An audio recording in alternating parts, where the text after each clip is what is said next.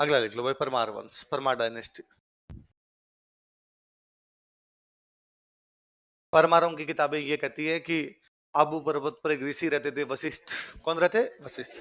उनकी एक ऋषि से नहीं बनती थी, उसका नाम था विश्वामित्र। क्या नाम था? ऋषि वशिष्ठ के पास एक गाय थी, गाय का नाम था नंदिनी। क्या नाम था? नंदिनी गाय इतनी अच्छी थी कि उसे जो मांगो मिल जाता था। ऋषि वशिष्ठ को जिस चीज की भी आवश्यकता होती, नंदिनी गाय से मांग लिया। एक दिन ऋषि वशिष्ठ अपने यज्ञ के अंदर बैठे, आंखें बंद करके यज्ञ कर रहे थे।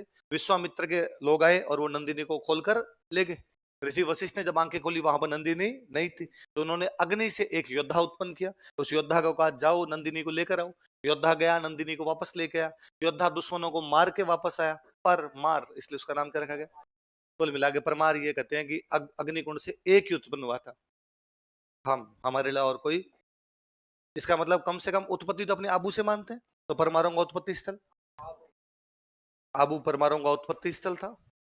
आबू वो जो reason palace of Parmars. Abu परमाणु का उत्पत्ति स्थल था। आबू वो जो reason palace of Parmars.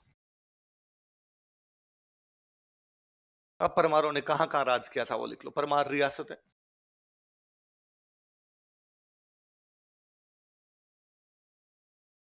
Parmar states.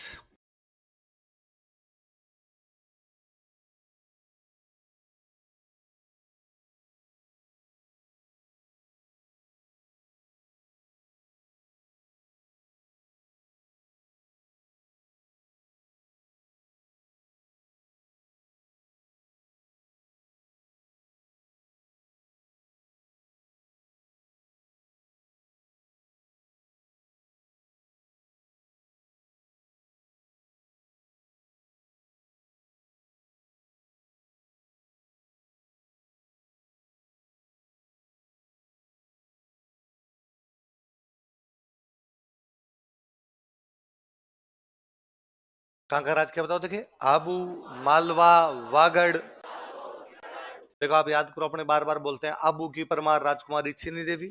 Abu का परमार राजा धरावर्ष। आबू में कौन थे? परमार। मालवा में हमने पढ़ा था, मालवा के भोज परमार ने समिधेश्वर मंदिर का निर्माण करवाया। रणथंभौर के हमीर ने मालवा के भोज परमार सेकंड को हराया था। तो मालवा में कौन थे? परमार। हमने पढ़ा था, मेवाड़ के गोहिल राजा सामंत सिंह ने परमारों को हराकर वागड़ पर अधिकार किया था। तो वागड़ में भी कौन थे? परमार। हमने पढ़ा था, कीर्तिपाल सोनगरा ने कुंतपाल परमार को हराकर जालोर पर कब्जा किया था। तो मतलब जालोर में भी कौन थे? एक किराड़ू, नाम याद करना अलग से, बाड़मेर में पड़ता है किराड़ू।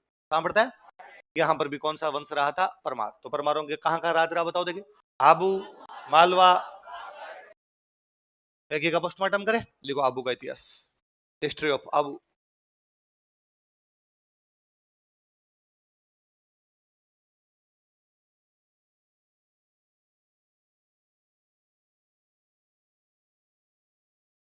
आबू का इतिहास, हिस्ट्री ऑफ आबू।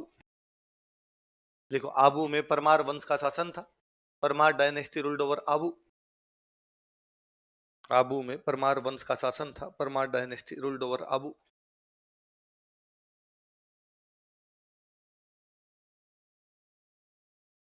आबू में परमार वंश का शासन था। कौन से वंश का शासन था? परमार वंश। कहां पे?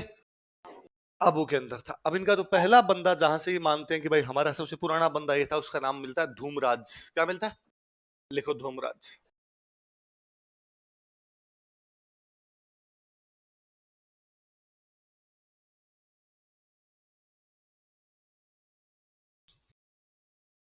लिखो, यह है आबू के परमारों का मूल पुरुष था, या आदि पुरुष था।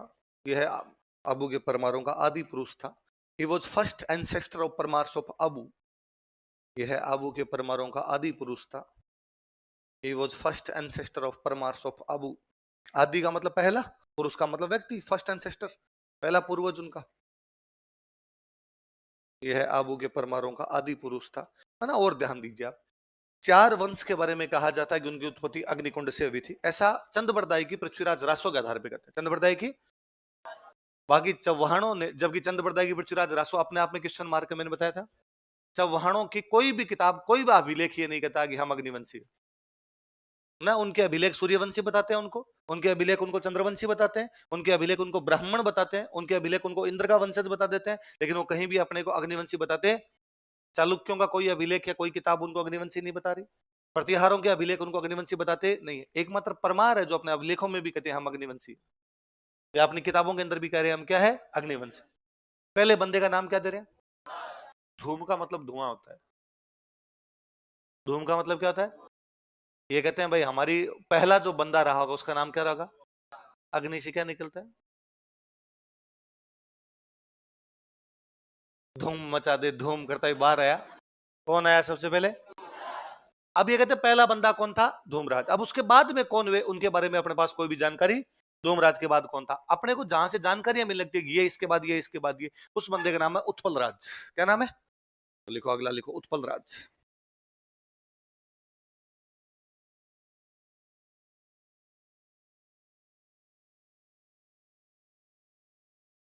यहां से आबू के परमारों की वंशावली प्रारंभ होती है, मतलब यहां से लगातार नाम मिलने लगते हैं। यहां से आबू के परमारों की वंशावली प्रारंभ होती है। जीनियोलॉजी और Parmars of Abu was started from here या is started from here। यहां से आबू के परमारों की वंशावली प्रारंभ होती है। जीनियोलॉजी और Parmars of Abu is started from here।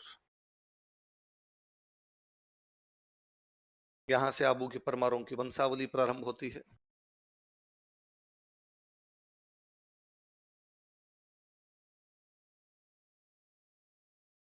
अब अगला राजा लिखो, धरणीवरा।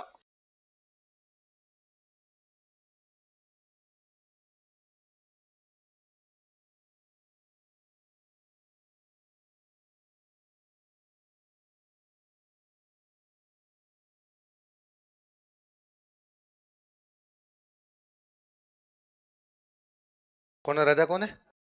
धरणीवरा के बारे में कहा जाता है कि धरणीवरा के 9 भाई थे। कितने भाई थे? अच्छा, परमारों की राजधानी तो है आबू। राजधानी कौन सी है? आबू। आबू मतलब सिरोही। पर परमार उस समय इतने शक्तिशाली थे कि सिरोही उनके पास है, जालोर उनके पास है, पाली उनके पास है, जोधपुर उनके पास है, बाड़मेर उनके पास है। कुल मिला के मारवाड़, पश्चिमी राजस्थान को अपने क्या बोलते हैं? मारवाड़ में एक वंश का कब्जा हो, कब्जा कौन सा है? परमार। धरणीवरा के 9 भाई है। कितने भाई है? तो इसने अपने मारवाड़ को 9 भागों में बांट दिया। कितने भागों में? एक भाई तू ये संभाल, तू ये संभाल, तू ये संभाल। कितने भागों में बांटा? 9 भाग। इसलिए इसका राज्य जो था वो कहलाया नवकोटि मारवाड़। क्या कहलाया? आज दिन तक मारवाड़ के साथ ये शब्द जुड़ा हुआ है, नवकोटि मारवाड़। तो कोई पूछे कि मारवाड़ को नवकोटि मारवाड़ क्यों कहा जाता है? क्योंकि धरणीवरा ने अपने कितने भागों में बांट दिया? 9 भागों में, क्योंकि 9 उसके भाई थे। कोटि का मतलब होता है प्रकार। कोटि का मतलब 9 प्रकार से बांट दिया गया, इसलिए क्या कहलाया? नवकोटि। लिखो, इसने अपने राज्य को अपने 9 भाइयों में बांटा था। He divided his state in his 9 brothers। इसने अपने राज्य को अपने 9 भाइयों में बांट दिया था। He divided his state in his 9 brothers। अतः इसका राज्य नवकोटि मारवाड़ कहलाया। So the state was known as नवकोटि Marwar. अतः इसका राज्य नवकोटि मारवाड़ कहलाया। So the state was known as नवकोटि Marwar.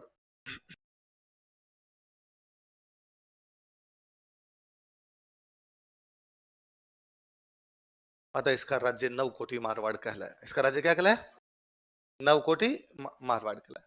इस समय गुजरात में वंश कौन सा हुआ करता था? चालुक्य। और गुजरात के चालुक्यों का एक राजा, उसका नाम है मूलराज फर्स्ट।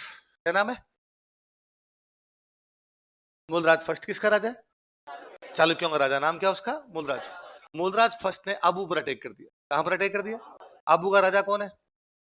कौन है? धरणीवर। तो धरणीवरा को लगार पार पड़ेगी नहीं, तो धरणीवरा भाग के धवल राठौड़ के पास शरण लेता है। किसके पास शरण लेता है? धवल राठौड़। किसके पास?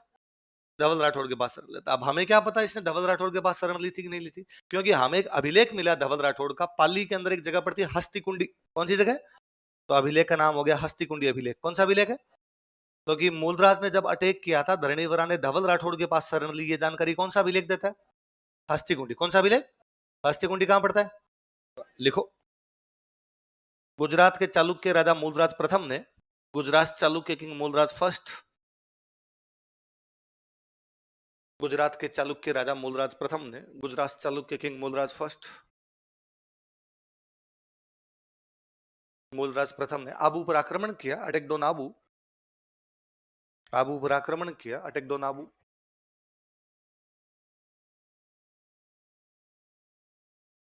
इस समय दिस टाइम धवल राठौड़ ने धरणीवरा को शरण दी। धवल Rathore gave shelter to Dharnivara. धवल राठौड़ ने धरणी वराह को शरण दी। धवल राठौड़ गेव शेल्टर टू धरणी वरा।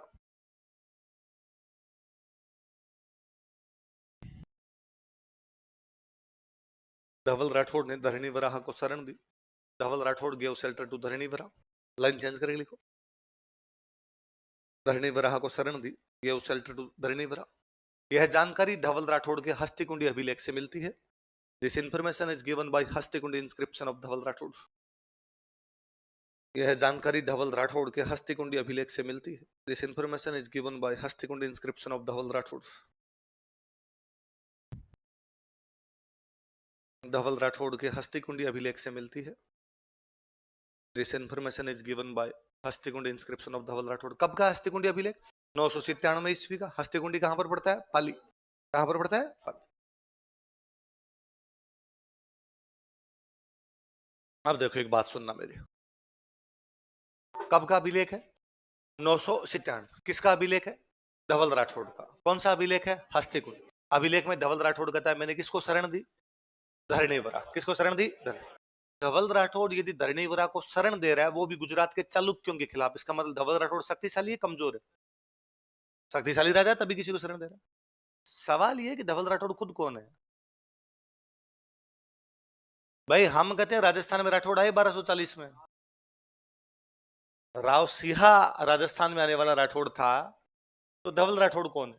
और यदि राव सिंहा से पहले राठौड़ राजस्थान में थे, फिर राव सिंहा बाहर से क्यों आया? और यदि राव सिंहा बाहर से भी आया, तो भी धवल राठौड़ और राव सिंहा में क्या रिलेशन है?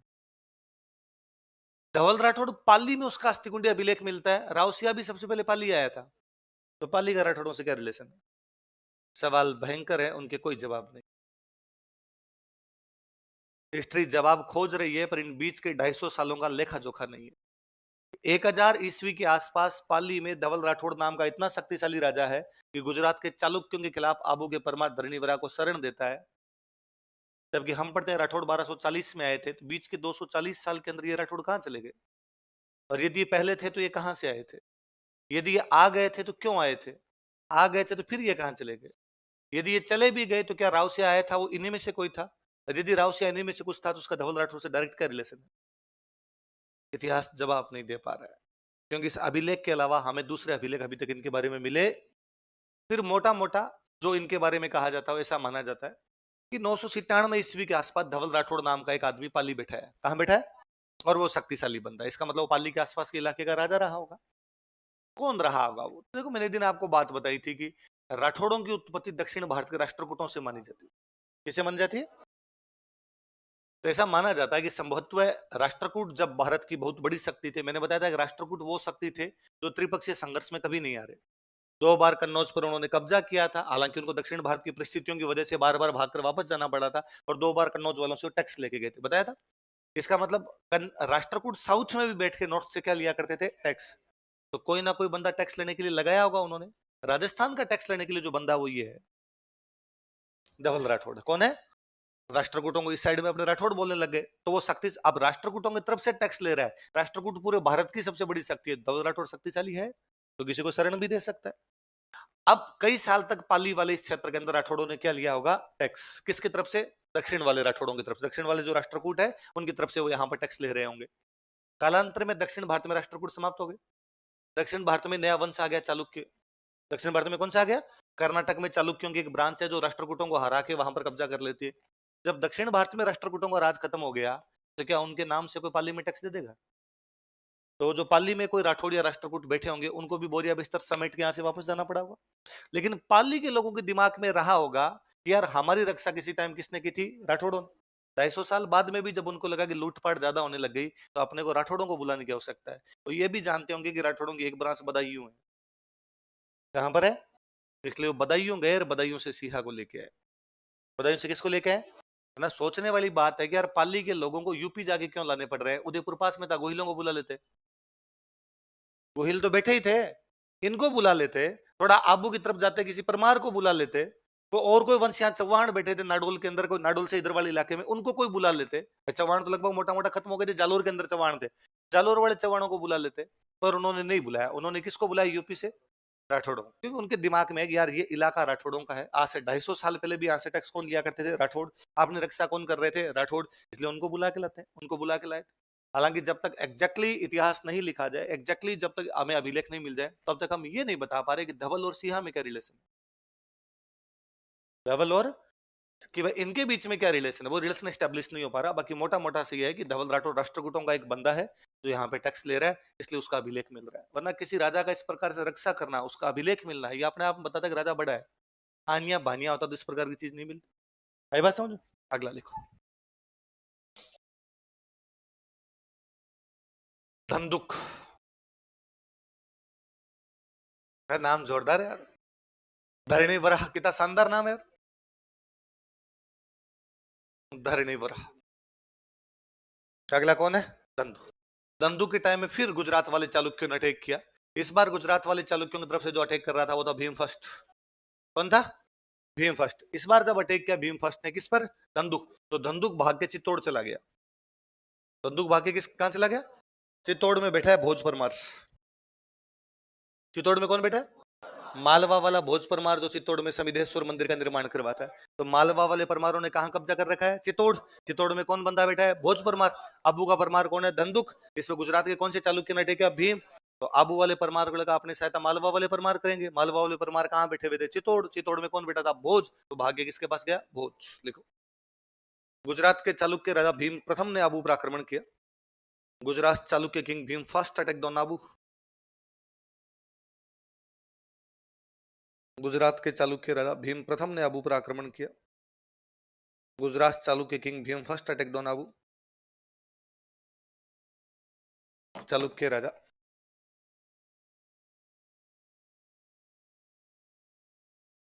भीम प्रथम ने आबू पर आक्रमण किया। Attacked on Abu. Bhim first attacked on Abu. इस समय धंधुक ने भोज परमार के पास चित्तौड़ में शरण ली। इस समय धंधुक ने भोज परमार के पास चित्तौड़ में शरण ली। This time Dhandhuk took shelter to Bhoj Parmar at Chittor. This time Dhandhuk took shelter to Bhoj Parmar at Chittor. इस समय धंधुक ने भोज परमार के पास चित्तौड़ में शरण ली। Dhandhuk took shelter to Bhoj Parmar at Chittor. Bhim ने यहाँ आबू पर कब्जा किया और आबू में अपने एक बंदे को छोड़ गया, विमल शाह। किसको छोड़ गया? विमल शाह को उसने आबू का दंडपति बनाया। क्या बनाया? दंडपति मतलब मजिस्ट्रेट। दंड देने वाला, दंड देने वाला कौन हो गया? मजिस्ट्रेट। लिख लो। भीम प्रथम ने विमल शाह को आबू का दंडपति बनाया। Bhim first appointed Vimal Shah as magistrate of Abu. Vimal Shah को आबू का दंडपति बनाया। Bhim first appointed Vimal Shah as magistrate of Abu. Vimal Shah को आबू का दंडपति बनाया। आबू का क्या बनाया? दंडपति बनाया। किसको बनाया आबू का दंडपति? विमल शाह को। किसने बनाया? विमल शाह को लगा कि यार ये जगह आबू है किसकी? धंधुक की। अपने जो बैठे ही हैं, तो उसने धंधुक के और भीम फर्स्ट के बीच समझौता करवा दिया। किसके बीच समझौता करवा दिया? भीम फर्स्ट का मंत्री था वो, धंधुक को बुला के उसने कहा भीम फर्स्ट को बुलाकर धंधुक से समझौता कर ले, इसकी जमीनें वापस दे दे। तो इनके बीच में, दोनों के बीच क्या हो गया? समझौता। लिख लो। विमल शाह ने धंधुक तथा भीम प्रथम के बीच समझौता करवा दिया था। Vimal Shah mediated an agreement between Bhim first and Dhandhuk. Vimal Shah ने धंधुक तथा भीम प्रथम के बीच समझौता करवा दिया था। Mediated an agreement between Bhim first and धंधुक।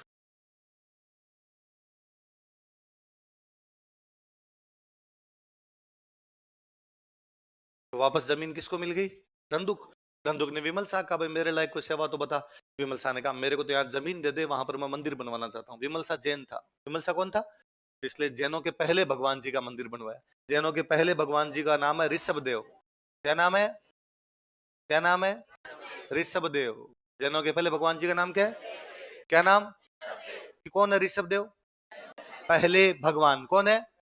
पहले को बोलते हैं आदि, भगवान को कहते हैं नाथ। नाम नहीं है, उपाधि एक प्रकार से। कोई बंदा होगा उसको क्या बोलेंगे? आपके बेच का पहला अध्यापक मैं हूं, मैं आदि अध्यापक हूं। आपके वजह मैं था सबसे पहले। आदि का मतलब पहला होता है, कोई हो किसी के बारे में। अभी हमने पूछा आदि पुरुष, धूमराज आबू के परमारों का आदि पुरुष था, मतलब पहला व्यक्ति। आदिनाथ, नाथ का मतलब क्या होता है? भगवान। आदिनाथ कह दिया उसको। आई बात सुन, बाकी नाम क्या होता है उनका वास्तव में? ऋषभ देव जी। तो आदिनाथ जी कह दो या क्या कह दो? ऋषभ देव जी। कहां पर मंदिर बनाया? आबू। किसने बनवाया? विमल शाह ने आबू में आदिनाथ जैन मंदिर का निर्माण करवाया था। Vimal Shah built Adinath Jain temple at Abu. Adinath Jain मंदिर का निर्माण करवाया था, built Adinath Jain temple at Abu. Abu में आदिनाथ जैन मंदिर का निर्माण करवाया था, built Adinath Jain temple at Abu. किसने करवाया? और सुनना, देखो ध्यान देना बात पे। जैनों के मंदिर को बोलते हैं वसही। जैनों के मंदिर को क्या बोलते हैं? किसने वसही बनवाई? विमल शाह ने, इसलिए इस मंदिर का नाम पड़ गया। क्या नाम पड़ गया? देखो, इसे विमल वसही भी कहा जाता है। It is also known as Vimal Vasahi. समझ जाओगे ना वसई का मतलब क्या होता है? जैन मंदिर। कोई पूछेगा वसई होते हैं बौद्धों के मठ, हिंदुओं के मंदिर, मुसलमानों की मस्जिद और जैनों के मंदिर। इसे विमल वसई भी कहा जाता है। It is also known as Vimal Vasahi. इसे विमल वसई भी कहा जाता है। It is also known as Vimal Vasahi. क्या कहा जाता है इसको? जेमस्टोन जब इस मंदिर को देखता है, इस मंदिर को देख के कहता है कि भाई साहब, इस मंदिर से सुंदर भारत में एक ही चीज और है, ताजमहल। क्या है वो? कहता है ताजमहल के बाद भारत में सबसे सुंदर कोई बिल्डिंग है तो बिल्डिंग कौन सी है? देखो जेमस्टोन के अनुसार, अकॉर्डिंग टू जेमस्टोन, जेमस्टोन के अनुसार, अकॉर्डिंग टू जेमस्टोन, यह ताजमहल के बाद भारत की दूसरी सबसे सुंदर इमारत है। It is second most beautiful building of India after Taj Mahal. यह ताजमहल के बाद भारत की दूसरी सबसे सुंदर इमारत है। It is second most beautiful building of India after Taj Mahal.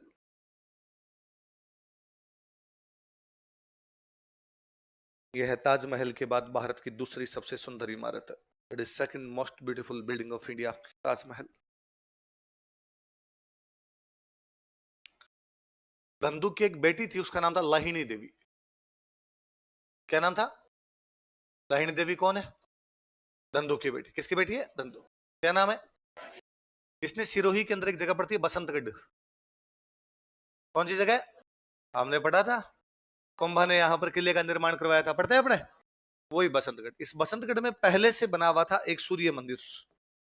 क्या बना हुआ था? एक सन टेम्पल बना हुआ था यहाँ पर, पहले से एक सूर्य मंदिर बना हुआ था। और एक पहले से एक बावड़ी बनी हुई थी, उसका नाम था सरस्वती बावड़ी। क्या नाम था? बावड़ी समझते हो? ऐसा कुआ जिसमें नीचे उतरने के लिए सीढ़ियां बनी है, उनको क्या बोलते हैं? तो यहाँ पर एक सरस्वती बावड़ी बनी थी, सरस्वती स्टेप वेल बनी हुई थी यहाँ पर। लाहिनी देवी ने इन दोनों का, सूर्य मंदिर का और इस सरस्वती बावड़ी का पुनर्निर्माण करवाया था। क्या करवाया था? किस किस का? किसने करवाया? कौन थी लाहिनी देवी? हेडिंग डालो एक, लाहिनी देवी। इसी में हेडिंग डालो, दंदुक में लिखना, लिखो लाहिनी देवी।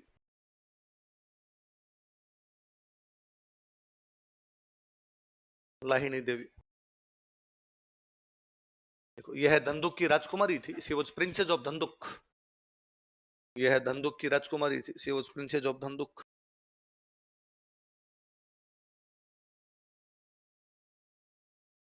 इसने बसंतगढ़ में सूर्य मंदिर तथा सरस्वती बावड़ी का पुनर्निर्माण करवाया था। She reconstructed sun temple and Saraswati temple at Basantgarh. Basantgarh कहां पर पड़ता है? सिरोही। इसने बसंतगढ़ में सूर्य मंदिर तथा सरस्वती बावड़ी का पुनर्निर्माण करवाया था। She reconstructed sun temple and Saraswati temple at Basantgarh. Basantgarh में सूर्य मंदिर तथा सरस्वती बावड़ी का पुनर्निर्माण करवाया था। She reconstructed sun temple and Saraswati temple at Basantgarh. Basantgarh कहां पड़ता है? मुझे याद है एक बार किसी एग्जाम में क्वेश्चन था कि राजस्थान में सबसे अधिक सूर्य मंदिर किस क्षेत्र में थे? सिरोही। कहां पर थे? नीचे लिख लो अलग से, सर्वाधिक सूर्य मंदिर बराबर सिरोही, और बॉक्स में बंद कर लो यहीं पे। मैक्सिमम सन टेम्पल्स बराबर सिरोही, इक्वल टू सिरोही। सर्वाधिक सूर्य मंदिर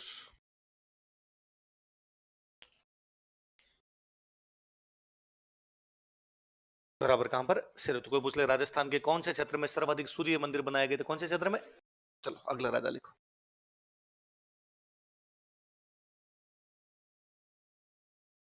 विक्रम देव।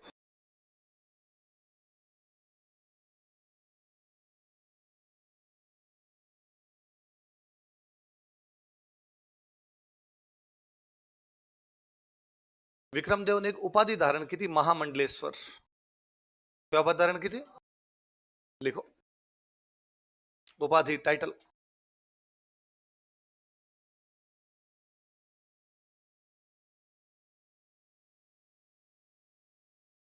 महामंडलेश्वर। कौन सी उपाधि धारण की? महामंडलेश्वर। इन दिनों गुजरात में जो चालुक्य राजा था उसका नाम था कुमारपाल। क्या नाम था? बताओ, कुमारपाल ने अजमेर के कौन से चौहान राजा को हराया था? अरुणराज। किसको हराया था? तो कुमारपाल के अरुणराज के बीच में क्या चल रही थी? लड़ाई। विक्रमदेव ने कुमारपाल का साथ दिया। विक्रमदेव ने किसका साथ दिया? उसको लगा चालुक्यों की तरफ से वैसे हमले होते रहते हैं, यदि मैं चौहानों के खिलाफ चालुक्यों का साथ दूंगा तो चालुक्यों की तरफ से हमले मेरे तो ऊपर होंगे नहीं। देख लो, इसने अरुणराज चौहान के खिलाफ कुमारपाल चालुक्य की सहायता की थी। He helped Kumarpal Chalukya against Arunraj Chauhan. इसने अरुणराज चौहान के खिलाफ कुमारपाल चालुक्य की सहायता की थी। He helped Kumarpal Chalukya against Arunraj Chauhan.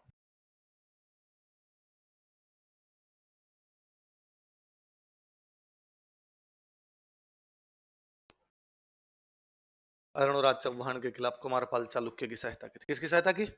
Kumarpal Chalukya. अगले राजा का नाम लिखो, धरावर्ष। याद आया आपके?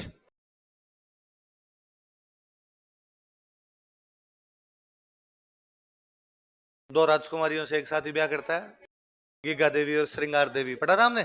किसकी राजकुमारियां थी? केलन। किसकी थी? केलन। केलन कहाँ का राजा था? नाडोल। नाडोल की कौन से वंश का था? और केलन ने कौन से युद्ध में भाग लिया था? कायंद्रा। कौन से युद्ध में? उस युद्ध में ये भी गया था भाई, धारावर्ष भी गया था। लिखो, इसने कायंद्रा युद्ध में भाग लिया था। He participated in Battle of कायंद्रा।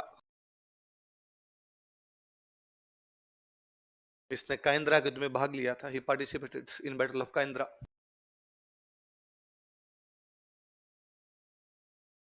कौन से युद्ध में भाग लिया था? कौन है वो आप में से? कायंद्रा गांव के एक है ना, कल मेरे पास आए थे आप। तो कहाँ है वो आपके पास? आप कह रहे थे तुम्हें दिया हुआ है, लगा इसके अंदर। ये कायंद्रा गांव के खड़े हो, शकल दिखाओ सबको। ताली नहीं बजानी इसमें, देखना है कि कायंद्रा गांव के हैं। कायंद्रा गांव में ऐसे ऐसे डाकी होते हैं, ऐसे देखना है। क्या नाम है आपका? है? सूरज, सुदर्शन। आजकल क्या काशिंद्रा बोलते हैं? का, काशिंद्रा कहने लगे आजकल।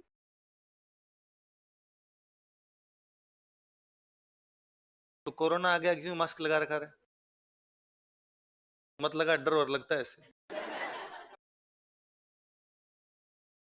कुछ नहीं आएगा, पहले फालतू में डर गए थे अपने ज्यादा।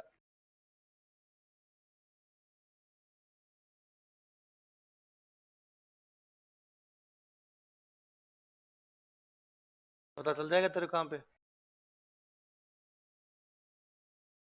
यही है।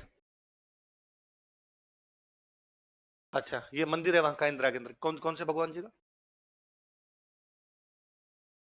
अरणेश्वर शिव जी का रहा होगा, ब्रह्मा और विष्णु की भी मूर्तियां लगा दी। ठीक है। अभिलेख कौन सा बता रहे थे? आगे एक और अभिलेख और। अच्छा, मोहम्मद गौरी ने जो मंदिर तोड़ दिया, अब टूटने के बाद जो ढांचा बचा हुआ है वो है अपने पास। ठीक है, अरणेश्वर मंदिर वही। ठीक है,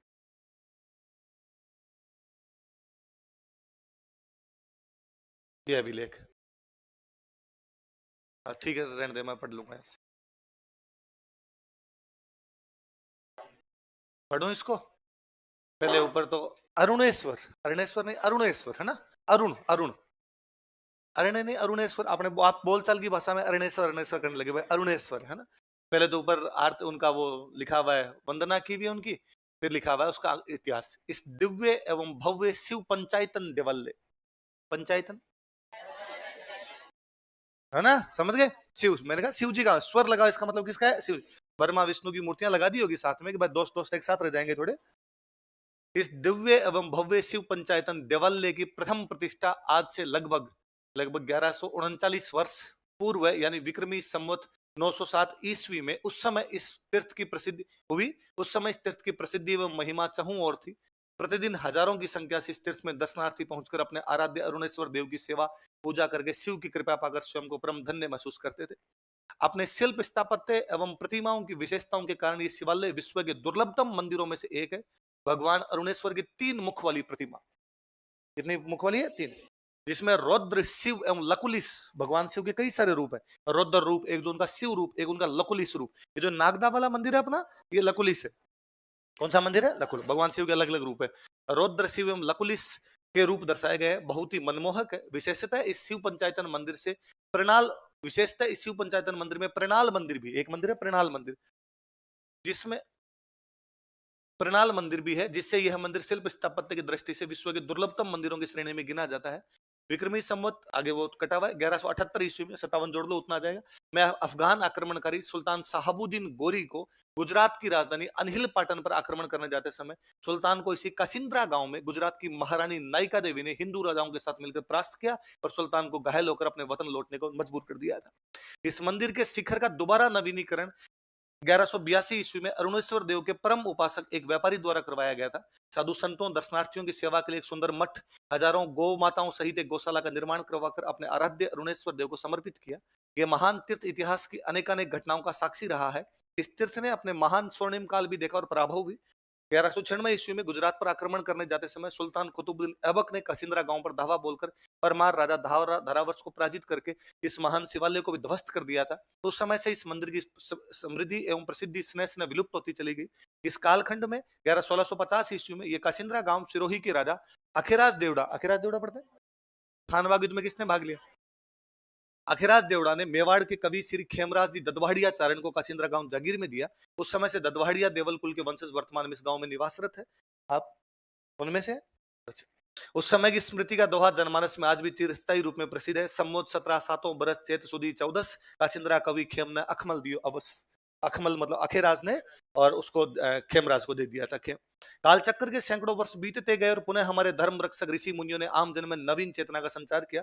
इसके फलस्वरूप इस खंडर हो चुके महान शिवालय के उद्धार के लिए भारतवर्ष के महान संत श्री शिवगिरी बापू के परम शिष्य गुरुदेव श्री चंदन गिरी जी बापू ने इसके प्राचीन वैभव को पुनः साकार करने का प्रण लिया। गुरुदेव जी के लाखों भक्तों में से एक गुरु भक्त परिवार ने गुरुदेव की आज्ञा और आदेश को सिरोधार्य करते हुए इस प्राचीनतम शिवालय को पुनः वही प्राचीन शिल्प युक्त निर्माण करवाकर, पुरातन स्वरूप में नव निर्माण करवाकर शिव भक्तों के कल्याण के लिए भगवान अरुणेश्वर देव को समर्पित किया। नीचे उसकी वो जो प्रशस्ति लगी उसके बारे में। भारतवर्ष की महान ऋषि परंपरा में संत श्री 1008 श्री गुरुदेव शिवगिरी बापू के परम शिष्य श्री श्री 1008 महाराजा धीराज हिजाई ने श्री गुरुदेव चंदन गिरी जी बापू के परम गुरु भगत परिवार श्रीमती मणि देवी मीठालाल जी के पुत्र श्री राजेश भाई एवं श्रीमती कविता देवी तथा सुपुत्र हार्दिक, सुपुत्री निर्भीका एवं भ्राता संजय भाई एवं भारिया श्रीमती निर्मला देवी, सुपुत्र चिराग, आगे क्या धनुष, थोड़ा ऊपर करो, धनुष गौतम गोत्रीय है ना, गोत्र अलग होते हैं। गौतम गोत्रीय रावल ब्राह्मण परिवार है ना, रावल ब्राह्मण परिवार निवासी पीपल की हाल सिरोही ने इस प्राचीनतम शिवालय का नवनिर्माण करवाकर परम पूज्य गुरुदेव अनेकों तीर्थों के उद्धागर श्री श्री श्री चंदन गिरी जी बापू एवं अनेक साधु वृंद भक्तों के पावन सानिध्य में आज दिनांक दिस को कटावा गया। भगवान अरुणेश्वर महादेव की प्रतिमा प्रतिष्ठा करवाकर एवं परम पूज्य गुरुदेव की कृपा से अपने सुकृत से जन्म के पुण्य इसी जन्म में अर्जित किया। प्रत्येक कारण प्रत्येक प्राणी परम पूज्य गुरुदेव में सुकृत से योगदान देने वालों का हृदय की गहराइयों से आभार प्रकट करते हैं। प्रशस्ति लिखने वालों के नीचे पंडित वल्लभ नारायण भंडारी, कुछ ऐसा कुछ दलपत्र आया वल्लभ राय नाम कटा हुआ है, भंडारी प्रशस्तिकार का नाम लिखा पढ़ते हैं, केशव गोविंद लिखा है ऐसा। प्रशस्ति किसने लिखी थी बात बोले पड़ गई। तो कायंद्रा गांव में कौन से भगवान जी का मंदिर है? अरुणेश्वर। कौन से का? बोलो अरुणेश्वर महादेव की। चलो ये वो अरुणेश्वर मंदिर, ये पुराने वाला सुदर्शन, ये पुराने वाला है। अब नया बनाने के बाद नया और दिखाया यार। गौतम गोत्रीय रावल ब्राह्मण इतने सारे नाम पढ़े, उन्होंने कौन सा बनाया वो तो देखे। झमाझम है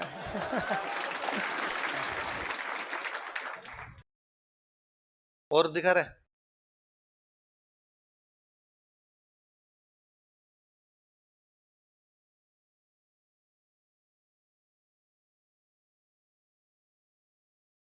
ये त्रिमुखी मूर्ति।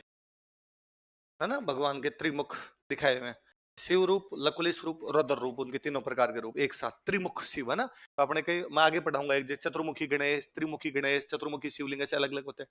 ये चतुर्मुखी, ये त्रिमुखी है आपका, शिवलिंग लगा हुआ है, तीन प्रकार से शिव जी को दिखाया हुआ, ठीक है। और कोई थोड़ी सुदर्शन, पूरा मंदिर दिखा रहे।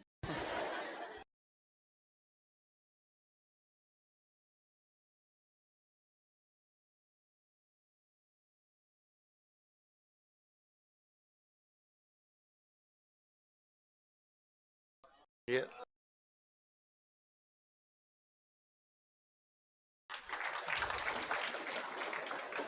ठीक है, भक्तों के दर्शन है तू, अरुणेश्वर महादेव आपके सामने, पंचायत चले, वो तो अलग अलग पीछे मंदिर और बनेगा, अपने को सही इसमें दिखा, 500 बना दिया, 500 बने, 500, 5 दिखाई दे रहे, एक, दो, तीन, चार, पंचायतन हो गया। पंचायतन से लिंग बना, मुख्य मंदिर शिव जी का बना हुआ है, उसमें भगवान शिव के तीन रूप है, शिव, रुद्र और लकुलिश, साथ में ब्रह्मा विष्णु की भी दूसरे मंदिरों में मूर्तियां लगी, ठीक है। चले अब तो, या सुदर्शन और कुछ है? चलो,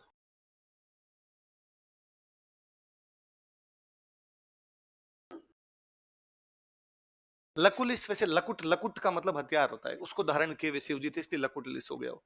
आगे मैं उधर मंदिर पढ़ेंगे तब और पढ़ेंगे, ये भगवान का रूप ही माना गया एक। वैसे ये कहा जाता है कि शिव जी वाली परंपरा में लकुलिश नाम के एक संत हुए थे, उनके नाम पर वो लकुलिश हो गया। तो अलग अलग कई चीजें मिलती है। अब लिखो, हेडिंग डालो अपने, काइंद्रा का युद्ध, 1178, बैटल ऑफ काइंद्रा।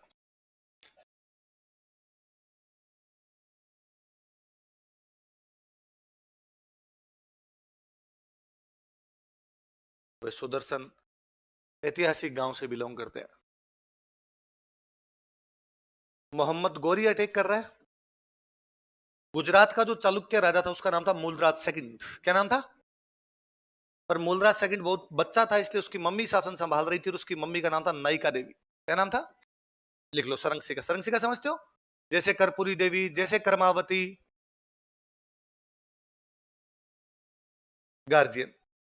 गुजरात का चालुक्य राजा तो कौन है? मूलराज सेकंड, लिख लेना, मूलराज सेकंड चालुक्य, कोष्टक में गुजरात लिख लेना।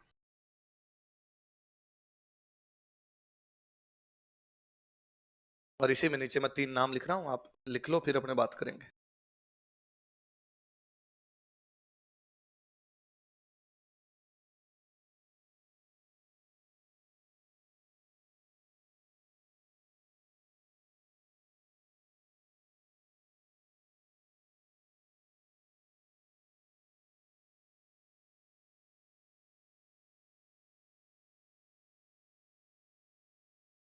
उतारो, ऐसा कैसा उतारो, फिर अपने बात करते हैं।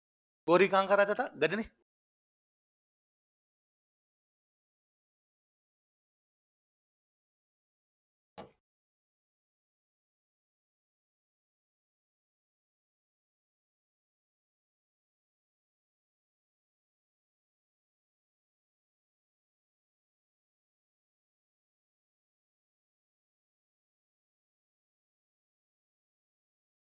चले, सुनो, देखो हुआ क्या। गजनी मुसलमानों का मुख्य केंद्र है, तुर्कों का मुख्य केंद्र है। गजनी का एक राजा बना, उस राजा का नाम है गोरी। क्या नाम है? गजनी वाले कई सालों से प्रयास कर रहे हैं गुजरात पर अटैक करने, कहां पर अटैक करने का, लेकिन उनकी पार बीच में नहीं पड़ रही, क्योंकि वो गजनी की तरफ से जब आते हैं तो गजनी से आते हैं अफगानिस्तान, सॉरी, गजनी अफगानिस्तान में, वहां से आते हैं पाकिस्तान, पाकिस्तान से अपने वाला पंजाब, अपने वाले पंजाब से राजस्थान, और राजस्थान से आगे गुजरात। लेकिन बीच में चौहानों का बड़ा साम्राज्य था, चौहान उनको हर बार रोक रहे थे। हमने पढ़ा था कि जो आपका गोविंद थर्ड है वो गजनवी को यहाँ पर भीम प्रथम के साथ मिलकर रोकता है। हमने आगे पढ़ा था कि जो दुर्लभ राज है वो इब्राहिम के खिलाफ लड़ता है, जो आपका विग्रराज है वो बाद में शहाबुद्दीन के खिलाफ लड़ता है, जो पृथ्वीराज है वो बगुली शाह के खिलाफ लड़ता है, जो अजय राज है वो गजन मातंगों को हराता है, जो अरुणोराज है वो तुर्कों को हराकर आना सागर झील बनाता है, जो विग्रह चतुर्थ है वो तुर्कों को हराकर अटक नदी के पार भगा के आता है, खुसरो शाह को हराता है। पढ़ा था हमने, लगातार उनका संघर्ष चल रहा है। तो गोरी दिमाग लगाता है, गोरी कहता है रूट चेंज, रास्ता ही चेंज करते हैं। नॉर्मल रास्ता है कि अफगानिस्तान से पाकिस्तान, पाकिस्तान से पंजाब, पंजाब से राजस्थान, राजस्थान से गुजरात। उसने कहा अफगानिस्तान से पाकिस्तान, पाकिस्तान से सिंध, सिंध से सिरोही, सिरोही से गुजरात। चेंज कर लेते हैं, पाकिस्तान में पंजाब, पाकिस्तान में सिंध, तो पाकिस्तान वाले पंजाब से नहीं चलते, कहां से चलेंगे? पाकिस्तान के सिंध। ये जो रूट चेंज करेंगे इस रूट से अपने निकल जाएंगे। फिर उसके दिमाग में ये था कि यार गुजरात पर अटैक करने के लिए कंडीशंस ज्यादा अच्छी है, क्योंकि गुजरात का राजा बच्चा था, मूलराज सेकंड। कौन था? मूलराज सेकंड टाबर ही था। तो उसको लगा राजा शक्तिशाली है नहीं, राजा खुद ही बच्चा है, इसलिए अटैक करेंगे तो राजा की तरफ से ज्यादा कोई अपने को वापस रिटेलिएट करने का मौका भी उनको मिलेगा नहीं। फिर राजा की मम्मी शासन संभाल रही थी। मम्मी का नाम क्या था? महिला शासन संभाल रही थी। वैसे भी जोर नहीं आएगा महिला से लड़ने के अंदर, महिला या सरेंडर कर देगी, हार जाएगी उसकी सेना, अपने आराम से गुजरात में लूटपाट करेंगे, वहां के मंदिर मंदिर तोड़ेंगे, तोड़ के आ जाएंगे। इसलिए गोरी वहां अफगानिस्तान से रवाना होता है। रवाना होने के बाद वो पाकिस्तान में घुसता है, पाकिस्तान की सिंध में आता है, सिंध से वो अपने सिरोही के अंदर घुसता है। कहां पर घुसता है? तो सिरोही से वो आगे गुजरात की तरफ जाने का प्रयास करता है। नायिका देवी को जब ये पता चलता है कि गोरी इस रास्ते से आ रहा है, नायिका देवी बेहद समझदार महिला, बेहद निर्भीक रानी है, नेतृत्व की क्षमताएं बहुत अच्छी है उसकी। नायिका देवी एक बात जानती है कि अपनी सेना कम है और दुश्मन की सेना ज्यादा, इसलिए यदि दुश्मन ठेठ अपने तक पहुंच गया, गुजरात तक आ गया, तो अपनी पार पड़ेगी नहीं, इसलिए दुश्मन को गुजरात से पहले रोका जाना चाहिए। और चूंकि अपनी सेना कम है, इसलिए मैदान में नहीं लड़ना चाहिए, पहाड़ों में लड़ना चाहिए। कहां लड़ना चाहिए? कांद्रा के आसपास पहाड़ है, तो उसने एक ऐसा गांव चुना जिसके आसपास में पहाड़ हो, ताकि वहां पर बैठ के अपनी लोकेशन अच्छी सी ली जा सके। वो जो लोकेशन थी वो कौन सी थी? कांद्रा। वो यह भी जानती थी कि अकेले पार नहीं पड़ेगी, इसलिए आसपास के राजाओं को निमंत्रित किया जाए कि तुम आओ और मेरा साथ दो। आसपास के राजाओं में आबू है, क्योंकि सिरोही में लड़ने के लिए आ रहे, सिरोही में आबू, और आबू का राजा कौन है? धरावर्ष परमार। आसपास के राजाओं में नाडोल है, और नाडोल का राजा केलन चौहान। कौन है?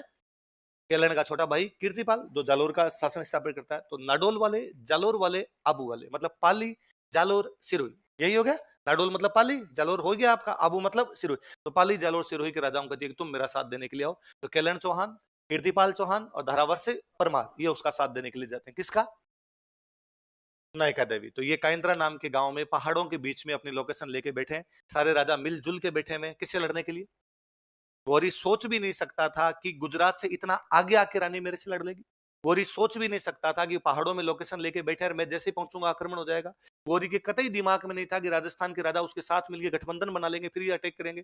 गौरी जैसे उधर पहाड़ों में घुसता है, भयंकर मारते हैं, भयंकर। धोतियां बची थी खाली पीछे। गौरी वापस भागता है यहां से। गांव में जब लड़ाई होती है ना कोई, तो लोग धमकियां देते हैं कि भाई साहब हमसे पंगा मत लेना, रास्ता बुला देंगे। क्या बुला देंगे? नायिका देवी ने बुला दिया था। अगले कई सालों तक पहली बात तो गौरी ने अटैक ही नहीं किया। दोबारा अटैक किया तो तराइन की तरफ से। तराइन वापस पंजाब में, सिंध वाले रास्ते से वापस है। हमारी एक महानतम रानी, जिसने गौरी जैसे दुर्दांत आक्रमणकारी को वापस भागने पर मजबूर कर दिया था। हमारी एक महानतम रानी, जो अकेली नहीं लड़ी थी, गठबंधन बना के लड़ी थी। राजस्थान के राजा गठबंधन बना के लड़ रहे थे, जिसने काइंद्रा के युद्ध में गौरी को घायल कर दिया था, गौरी को हरा दिया था, वापस भागने पर मजबूर कर दिया। विडंबना है कि हम नायिका देवी के बारे में तब जानते हैं जब हिस्ट्री पढ़ते हैं। जब तक हम हिस्ट्री नहीं पढ़ते तब तक नायिका देवी के बारे में जानते। तब कई बार बॉलीवुड वालों पर मुझे यूं बड़ा अफसोस होता है, या हमारे साहित्य पे, हमारे सिनेमा पे, हमारे कला के बाकी माध्यम जो है उन पे, कि हमारे नायकों को उभार क्यों नहीं पाए वो। और ये तो नायक ही नहीं है, नायिका है, जिसका नाम ही नायिका है। एक महिला इतनी बड़ी योद्धा रही, एक महिला केवल योद्धा नहीं है, आप युद्ध में जाके लड़ नहीं रहे, आप में दिमाग देके आप गठबंधन बनाते हैं। अक्सर जब लोग अपने राजस्थान के या भारत के राजाओं के बारे में कहा जाता है, सब अकेले अकेले लड़े थे, एक साथ होकर नहीं लड़े थे। ये तो यूनाइट है, गठबंधन है पूरा का पूरा। अक्सर कहा जाता है कि साहब बाहर वालों ने अपने वालों को हरा दिया था, यहाँ तो जीते हैं। तब मैं पुनः उस बात पे आता हूँ कि हम वीरांगनाओं की धरती रहे हैं, उन वीरांगनाओं का इतिहास बाहर आना जरूरी है। हम जाने कि हीरा दे कौन थी, हम जाने कि वो हाड़ी रानी कौन थी, हम जाने कि वो जसवंत दे कौन थी, हम जाने कि वो नायिका देवी कौन थी, हम जाने कि वो पद्मावती, वो विक्रमावती, वो जो भी महिलाएं भान कंवर हुई थी वो कौन थी, उनके बारे में जान पाएंगे, अगली पीढ़ियों को बता पाएंगे, तब तो इतिहास का उद्देश्य है। वरना इतिहास का उद्देश्य केवल 2 नंबर प्राप्त करना है, फिर तो अब तक लोग प्राप्त कर ही रहे थे, नायिका देवी को तो नहीं जान पा रहे थे। बीच में एक मेरा खूब वीडियो वायरल हुआ था, इसमें मैंने यूं कहा था भाई नायिका देवी के बारे में यार कोई जानता ही नहीं, हमें जानना चाहिए ये वो। मैं अक्सर उस क्लासों में शायद यूं बोल रहा था कि लड़कियों तुमसे इंटरव्यू में पूछेंगे तुम्हारी आदर्श महिला कौन है, तुम कहना नायिका देवी। भाई मैं हमेशा हंसता रहता हूँ कि जब हम इंटरव्यू, मॉक इंटरव्यू भी चलते रहते हैं भाई, आरपीएससी के, आरएस के इंटरव्यू चल रहे हैं, तो हम भी यहाँ इंटरव्यू लेते हैं।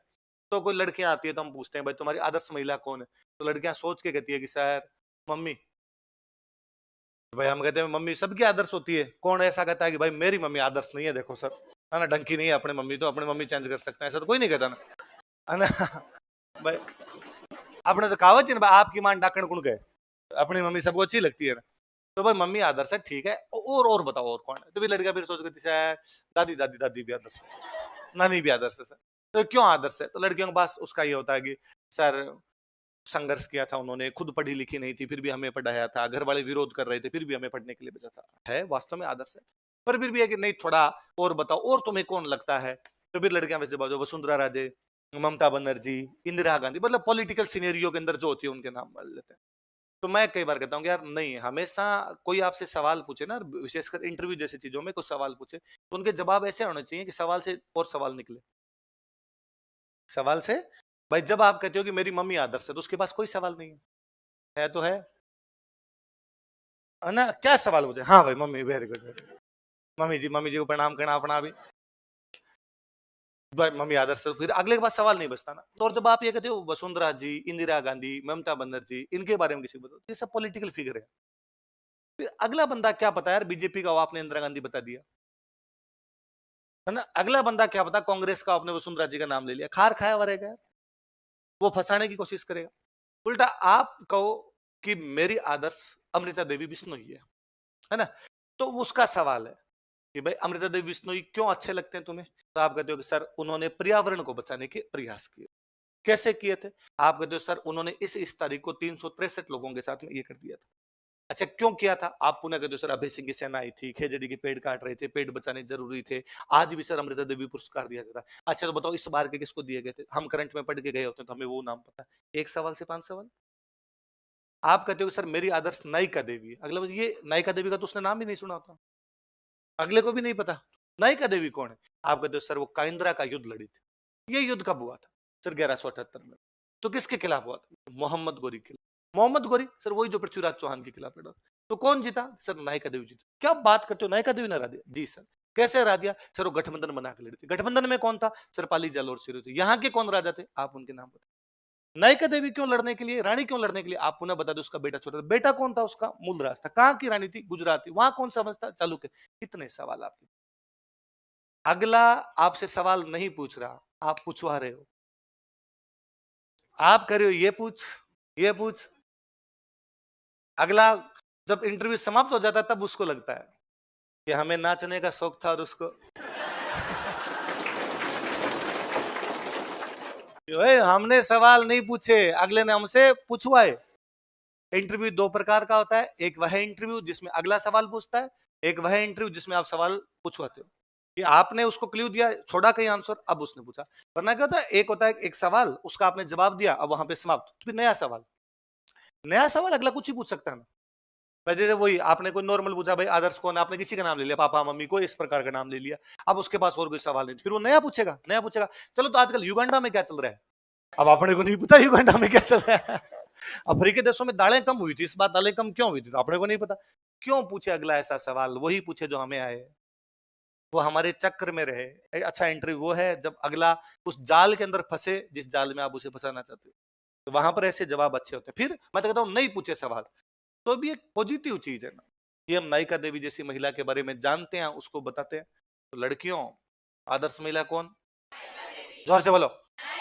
तुम मरी मरी तो बोल रही हो, तुम्हारे खुद के नहीं निकल रहा था सर, क्या बता रही थी कि नहीं रही सर, आप कह रहे हो तो मान लेते हैं, लिखो। हाँ हाँ, नायिका देवी। हाँ मैं वो इसी बात पे आ रहा था, बीच में दूसरी बात लग गया कि ये वो वीडियो बड़ा वायरल हुआ था कि भाई नायिका देवी पे कोई जानता नहीं है वो। तो मेरे पास एक दिन फोन आया कोई, तो उन्होंने कहा भाई मैं मूवी बनाता हूँ, डायरेक्टर हूँ, और आपका एक वीडियो देखा था ऐसे ऐसे, और हम गुजराती में मूवी बना रहे हैं इस पे। तो अभी एक तो अभी आई, एक कोई पुरानी भी होगी मेरे को पता नहीं, पर अभी जो आई थी है ना, तो उन्होंने कहा अभी हम गुजराती डॉक्यूमेंट्री टाइप की बना रहे थे, पूरी मूवी नहीं थी, तो हम आपसे मिलना भी चाहते हैं और करना चाहते हैं। तो मैं भाई आप गुजराती में बना रहे हो तो मैं वैसे भी क्या हेल्प कर पाऊंगा आपकी, है नहीं, आप गुजरात के हो तो आप गुजराती की किताबें ज्यादा पढ़ी होगी, उधर वाली किताबें पढ़ो, उनके अंदर देखो।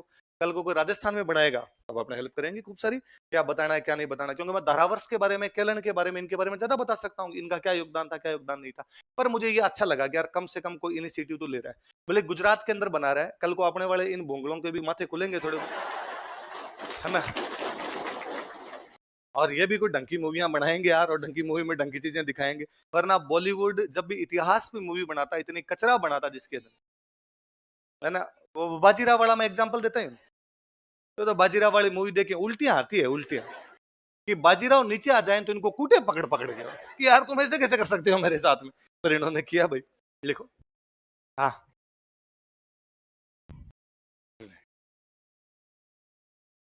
बताओ कहाँ है, लिखो। वो गुजरात चौहानों की झड़पें चल ही रही थी, कोई बड़ा युद्ध नहीं है वो, तो इनके चालुक्य चौहानों की झड़पें थी। वो तो मैं ही कहता हूं ना कि उधर भीम सेकंड जो है बाद में लड़ ही रहा था इनसे, इसके बाद में जस्ट भीम सेकंड। लिखो, इस युद्ध में नायिका देवी की जीत हुई। नायिका देवी वन दिस बैटल। इस युद्ध में नायिका देवी की जीत हुई। नायिका देवी वन दिस बैटल, देख लिया। इस युद्ध में नायिका देवी की जीत हुई।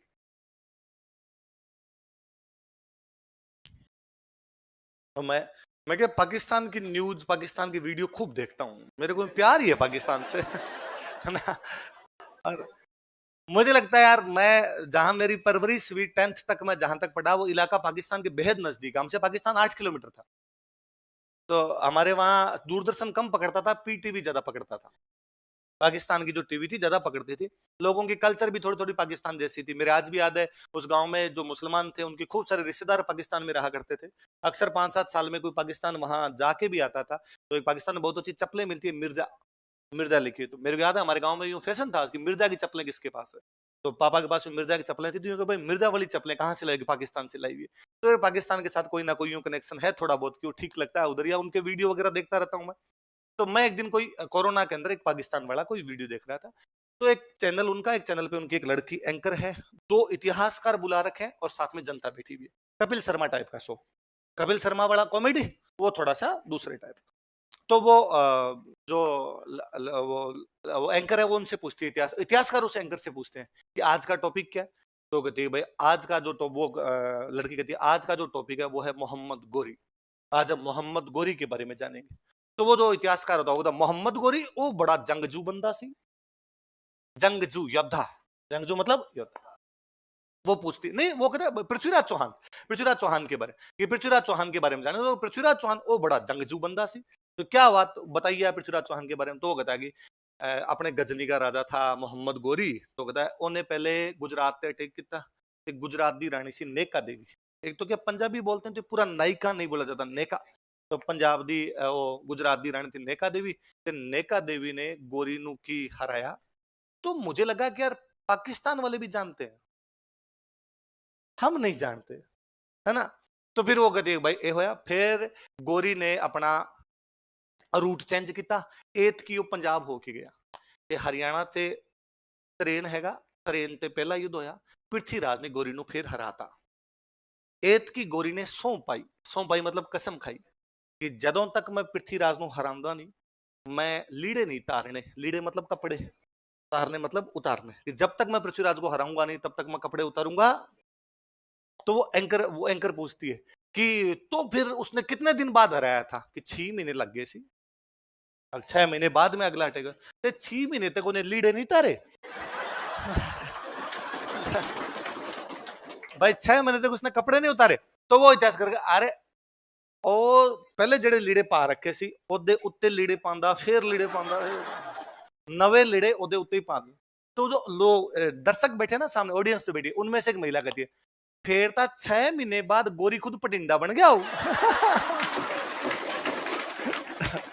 बठिंडा पे कब्जा किया था ना तबर हिंद, जो कहता है तबर हिंद पे कब्जा कर लिया 6 महीने बाद तो पटिंडा बन गया होगा। 180 कपड़े पहन के चलता होगा तो खुद ही पटिंडा बना हुआ था। फिर उसमें आएगी फिर एत की युद्ध आया, एत की पृथ्वीराज नु हराता, पृथ्वीराज ने फड़ लिया था, फड़ के उन्हें मारता। तो ऐसा कुछ था, पर उसमें वो पूरा इनका वर्णन करता है। पाकिस्तान गोरी के प्रति बड़ा ऑब्सेस्ड है। पाकिस्तान में मिसाइल का नाम रखता है गोरी। क्या नाम रखा था उसने, हुआ क्या था, भारत ने एक मिसाइल बनाई थी, उसका नाम रखा था पृथ्वी। क्या नाम रखा अपने नाम, मिसाइलों का नाम है पृथ्वी, आकाश, है ना, त्रिशूल, अग्नि, अपने सारे नाम ऐसे। पर अपने वालों जैसे पृथ्वी रखा, उनमें दिमाग कमी है बापड़ों तूने कहा तुसी मिसाइल का नाम पृथ्वी रखा, तो पृथ्वी आऊ तो कौन मारू अनु तो उन्होंने अपने मिसाइल का नाम क्या रखा, तो उनकी मिसाइल का नाम गोरी है, उनकी मिसाइल का नाम गजनवी है। तो पाकिस्तान में एक बहुत अच्छे इतिहासकार है हसन निसार। क्या नाम है, हसन, हसन निसार। हसन निसार के मैं खूब सारे वीडियो सुनता रहता हूँ। तो हसन निसार एक वीडियो में कहते हैं कि जो देश अपने जड़ों से कट जाता है, जो देश अपने रूट से अलग हो जाता है, उस देश की कभी प्रगति नहीं होती। पाकिस्तान अपने रूट से अलग हो गया। पाकिस्तान अपने मिसाइलों के नाम रखता है गोरी और गजनबी, क्योंकि पाकिस्तान को लगता है कि हीरो कौन थे, गोरी और गजनबी। पाकिस्तान इस बात को भूल जाता है कि गोरी और गजनबी ने सबसे अधिक पाकिस्तान को लूटा था। भाई गोरी और गजनबी राजा थे अफगानिस्तान के। कहां के राजा? तब पाकिस्तान भारत था, तो अफगानिस्तान से भारत पर अटैक कर रहे हैं। तो अफगानिस्तान से भारत पर अटैक करेंगे तो पाकिस्तान वाला टुकड़ा सबसे पहले आएगा, तो सबसे अधिक लूटमार कहां मचाई हुई? आप लुटेरों को हीरो बनाते हो, आप अपने बच्चों को लुटेरों का इतिहास पढ़ाते हो। वे लुटेरे जिन्होंने आपकी मां बहनों के साथ बलात्कार किए होंगे, वे लुटेरे जिन्होंने आपके बच्चों को जघन्य तरीके से आग में उछाल दिया होगा, मार दिया होगा, जो रक्त पिपासु टाइप के लोग थे जिनके नाम नहीं लिए जाने चाहिए सुबह शाम, उन लोगों को तुम अपने बच्चों को हीरो बना बना के पढ़ाते हो, इसलिए तुम्हारी दुर्गति है। वो बात यहां भी लागू होती है। जब हम अपने इतिहास के बारे में नहीं जानते, इसका मतलब हम रूट से अलग होते जा रहे हैं। फिर जब हम नायिका देवी के बारे में नहीं जानते, तब हम कहते हैं कि नारियां अबला होती है। और जब हम पहली क्लास से पढ़ाते हैं कि नारियां अबला होती है, इसलिए तुम लड़कियों को लगने लग जाता है कि हाँ हम अबला है सर, हम सर कुछ ही नहीं कर सकते। फिर तुम कई बार को ऑफिस में आते हो, सर मैं रास्ते रास्ते जा रही थी, एक वो लड़का छेड़ा, थप्पड़ नहीं पड़े, किस बात का छेड़े, कैसे छेड़ दे ऐसे यूं, जूते खोल के मर जाए, आसपास नहीं दिखे वो तो। पर कारण कि तुम्हें यूं बचपन से कूट कूट के बिठा दिया गया कि तुम अबला हो। तुम अबला नहीं हो, तुम क्या हो? सबला हो। क्या हो? तुम सब नायिका देवी की संतान हो। जो भी कोई यूं छेड़ने के लिए किसी बुरे उद्देश्य से आए, वो मोहम्मद गोरी है, तो उसको काइंद्रा बना दोगी तुम। इस बार बठिंडा बन जाना चाहिए वो। आइंदा से इस प्रकार की शिकायत लेके नहीं आना चाहिए, सर वो ऐसे करता है, किस बात का डर है? कभी किसी लड़के को आपने सुना कि उसने कहा कि सर मेरे को छेड़ दिया, उधर जा रहा? क्योंकि उसका कॉन्फिडेंस है, ये कॉन्फिडेंस का खेल है, क्योंकि उसको बचपन से सिखाया गया था कि तेरे साथ ऐसा नहीं हो सकता है ना। तो उसको लगता है और मैं कहता हूँ कमजोर से कमजोर भी कोई सामने आ ही जाए तो एक बार आंखें निकल जाएगी, इस बात करे क्या है, अगले का कॉन्फिडेंस डाउन होता है, अगला भाग जाता है और हो जाता है। आप कॉन्फिडेंस नहीं दिखा पाते, इसलिए कहीं ना कहीं इस प्रकार घटनाएं हो जाती है। इसलिए थोड़ी सी कॉन्फिडेंस दिखाओ, तुम सब नायिका देवी हो, अगले के सामने आंखें निकालोगी, अगला गोरी बन जाएगा। रही बात समझ में? तो हम बच्चियों को इनका इतिहास पढ़ाएंगे तो अपने आप उनमें कॉन्फिडेंस आएगा। हम बताएंगे कि तुम उन महान महिलाओं की संतान हो जिन्होंने युद्ध के मैदान में जाकर लड़ाइयां की। तुम उन महान महिलाओं के संतान हो जिसने बुरे उद्देश्य से आए हुए उन दुर्दांत आक्रमणकारियों को देश की सीमाओं से बाहर भगा दिया था। तुम उन महान महिलाओं के संतान हो जिसने कहा कि मेरा बेटा मूलराज होगा छोटा, मैं रक्षा कर लूंगा। ये भी तो हो सकता था, वो ये कहती कि भाई मैं तो अब कैसे पार पड़ेगी, मेरा तो टाबर ही छोटा है, ठीक है मैं तो यहाँ से पीहर चली जाती हूँ, वापस चली जाती हूँ, गोरी कब्जा करे तो करे, मंत्रियों का देती, तुम चले जाओ। पर उसने कहा ना, मैं लीडर हूँ, मैं जाके लड़ लूंगी, मुझे लड़ने में कोई हर्ज है? पहले बड़ी बात, धारावर्ष गोरी के खिलाफ लड़ता है। कालांतर में गोरी इधर पृथ्वीराज चौहान को तराइन के युद्ध में हराने के बाद दिल्ली पे कब्जा करता है, तो गोरी अपना एक बंदा छोड़ता है, कुतुबुद्दीन ऐबक। कौन छोड़ता है? कुतुबुद्दीन ऐबक जब गुजरात पर अटैक करता है, उस समय धारावर्ष फिर कुतुबुद्दीन ऐबक से लड़ता है। उसी आक्रमण के समय, जैसा कि अभी हम अभिलेख में पढ़ रहे थे, अरुणेश्वर मंदिर को तोड़ के जाता है, कुतुबुद्दीन ऐबक तोड़ के जाता है। पर गोरी धारावर्ष था, कुतुबुद्दीन ऐबक के खिलाफ भी लड़ा। कालांतर में कुतुबुद्दीन ऐबक के बाद दिल्ली का राजा बना इल्तुतमिश। कौन बना? इल्तुतमिश ने फिर गुजरात पर अटैक किया, इस बार धारावर्ष इल्तुतमिश के खिलाफ लड़ा। धारावर्ष 3 तुर्कों के खिलाफ लड़ता है, गोरी, कुतुबुद्दीन ऐबक, इल्तुतमिश। किस किस के खिलाफ? गौरी, कुतुबुद्दीन ऐबक और इल्तुतमिश। सिरोही के अंदर एक किला है अचलगढ़। कौन सा किला है? आबू के पर्वत पर कौन सा किला है? अचलगढ़। अचलगढ़ किले में धारावर्ष की एक मूर्ति है, जिसमें धारावर्ष तीर कमान लेके खड़ा है। धारावर्ष लेके क्या खड़ा है? और उसके सामने 3 भैंसें खड़ी है, तीनों भैंसों में तीर है। और 3 भैंसें, एक तो है गोरी, एक है ऐबक, एक है इल्तुतमिश। अभिलेख लगा हुआ है, अभिलेख कहता है कि धारावर्ष एक साथ 3 भैंसों को बींद दिया करता था। कितनी भैंसों को?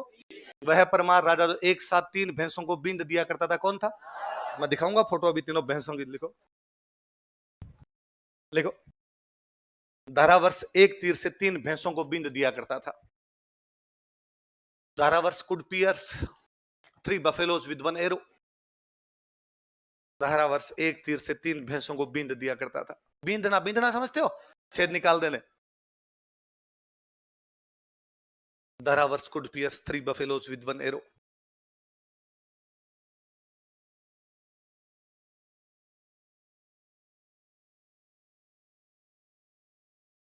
एक तीर से 3 भैंसों को।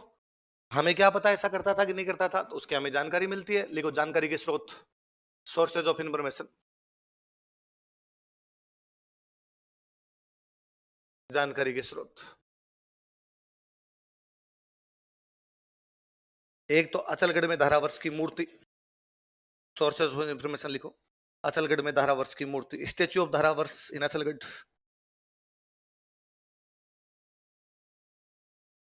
एक सिरोही में एक मंदिर है पाटनारायण मंदिर, उसका अभिलेख है, लिख लो पाटनारायण मंदिर अभिलेख, पाटनारायण टेम्पल इंस्क्रिप्शन।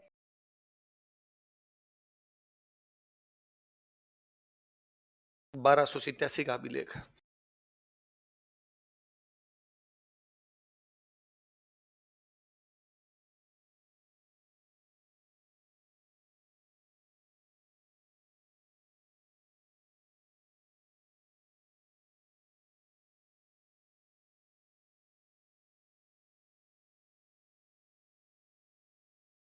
जानकारी के स्रोत, असलगढ़ में किसकी मूर्ति?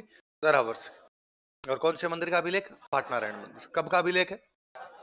1287। ठीक है, दिखाऊं मैं आपको, गूगल निकाले यार कैसे निकाले।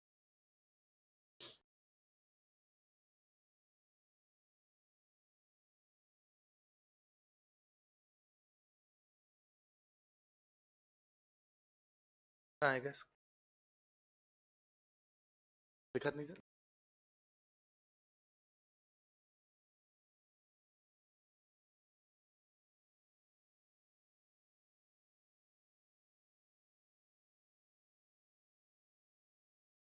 किसने खोल? हाँ? अच्छा,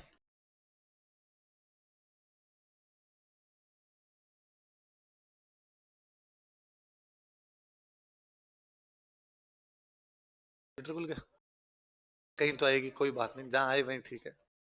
ये जो धारावर्ष तीर लेके खड़ा है, तीर कमा, सामने 3 भैंसे,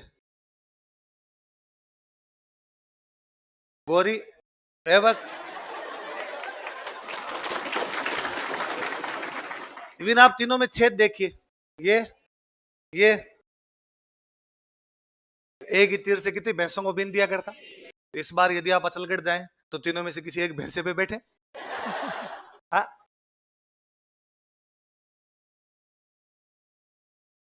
हाँ, हाँ, नॉर्मली यूं कहानियां वैसे भाई कोई राक्षस थे, राक्षस पानी पीने के लिए, पर मैंने कहा था कहानियों का सिंबॉलिक महत्व है जी। मतलब वही है, राक्षस वही है, एक है गोरी, एक है ऐबक, एक है, और वो उतने ही शक्तिशाली जितनी शक्तिशाली भैंसे होते हैं। पर वो तीनों भैंसों को एक साथ खड़ा करके उनके अंदर से क्या निकाल दिया करता?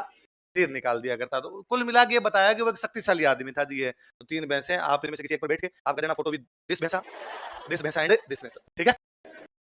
हाँ, सूफी आंदोलन दोबारा बता दूं? तुम्हें क्या समझ में है वो बताओ, देखे क्या भक्ति में क्या समझ में है? मुसलमान थे, मुसलमान भारत में आए, उनके अंदर एक संप्रदाय था, है ना? मुसलमानों में जो हिंदुओं का प्रभाव पड़ा, इस्लाम पर जो हिंदुओं का प्रभाव पड़ा, उससे जो आंदोलन निकल के आया उसको सूफी आंदोलन बोलते हैं, जिसमें इस्लाम में हिंदुओं की कुछ विशेषताएं आ गई थी, जिसमें पीर बाबाओं की पूजा किया करते थे। ठीक है,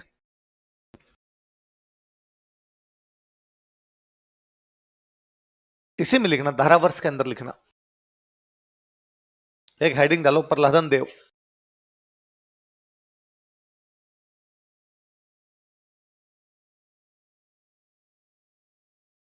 इसी में धारावर्ष में एक हेडिंग डालो प्रहलादन देव।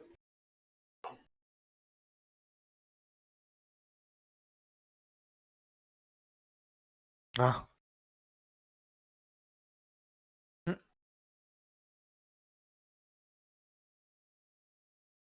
सेकंड मूलराज, सेकंड बताया होगा मैंने, सेकंड बताया ना, फर्स्ट लिखा दिया गया। ऐसे मत करो यार, लिखो प्रहलादन देव, लिखो यह धारावर्ष का छोटा भाई था, he was younger brother of Dharavarsha. यह धारावर्ष का छोटा भाई था, he was younger brother of धारावर्ष।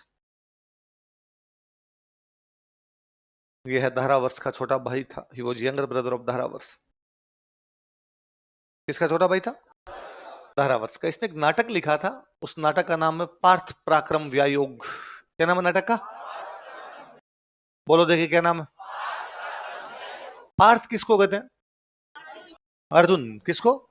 Arjun के पराक्रम पे लिखा, तो नाम क्या आ गया? पार्थ पराक्रम लिख लो। इसने पार्थ पराक्रम व्यायोग नामक पुस्तक लिखी थी। He wrote a book named Partha पराक्रम व्यायोग।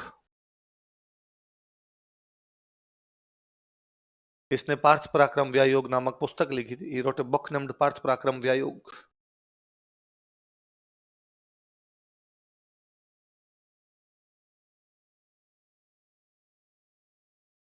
पार्थ पराक्रम व्यायोग नामक पुस्तक लिखी थी। He wrote a book named Partha पराक्रम व्यायोग। सुनना दो, क्या नाम है इस बंदे का? क्या नाम है? तो इसने एक शहर बसाया प्रहलादनपुर। कौन सा शहर बसाया? लिख लो। इसने प्रहलादनपुर नामक नगर की स्थापना की थी। He founded a town named प्रहलादनपुर। अरे तो लिख तो सही। इसने प्रहलादनपुर नामक नगर की स्थापना की थी। तेरे से कभी कोई सवाल नहीं पूछेगा प्रहलादनपुर कहाँ है। इसने प्रहलादनपुर नामक नगर की स्थापना की थी। he founded a town named प्रहलादनपुर। प्रहलादनपुर नामक नगर की स्थापना की थी। कभी आप अहमदाबाद की तरफ जाएंगे तो जैसे ही राजस्थान ढलेंगे, गुजरात का सिटी आएगा पालनपुर। क्या आएगा? वो पालनपुर नहीं है, प्रहलादनपुर है। क्या नाम है? गुजरात में चला गया, क्योंकि आबू का राज्य पहले अपनी तरफ भी था और उस तरफ भी था भाई। राजस्थान गुजरात तो आज बने बाउंड्री, तो उस समय तो राजाओं के राज्य इधर उधर दोनों तरफ ही हुआ करते। तो प्रहलादनपुर गुजरात में चला गया। उस प्रहलादनपुर को आजकल अपने क्या बोलने लगे। आप एक चीज और नोटिस कीजिए, 1178 में काइंद्रा का युद्ध हुआ, जिसमें पाली, जालोर, सिरोही के राजा गुजरात वालों का साथ दे रहे थे। इस समय बताओ, देखिए अजमेर का राजा कौन था? 1178 में अजमेर का राजा कौन है? पृथ्वीराज। कौन है? वो साथ देने के लिए नहीं गया। एक कारण तो ये है कि वो अभी टाबर ही है, इसलिए उसकी मम्मी कर्पूरी देवी शासन संभाल रही थी। फिर अजमेर वाले चौहानों में, चालुक्यों में ज्यादा कोई बनती भी। पृथ्वीराज चौहान ने आबू पर अटैक किया था। कहां पर अटैक किया? अब उस समय आबू की रक्षा यदि कोई करता है तो उस बंदे का नाम क्या था? प्रहलादन देव। क्या नाम था? तो पृथ्वीराज चौहान के अटैक के समय आबू की रक्षा करने वाला कौन था? इसका मतलब योद्धा आदमी भी है वो। देखो, पृथ्वीराज चौहान के आक्रमण के दौरान, during attack of Prithviraj Chauhan,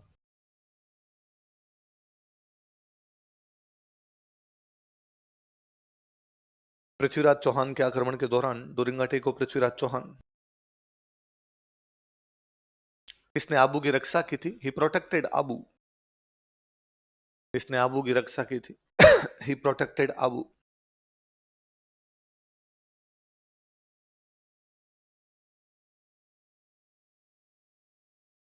अब अगला राजा लिख लो, सोम सिंह।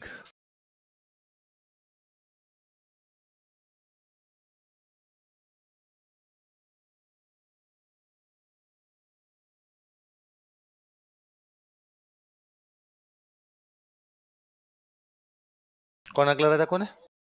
देखो, यह धारावर्ष का पुत्र था। ये वो सन ऑफ धारावर्ष।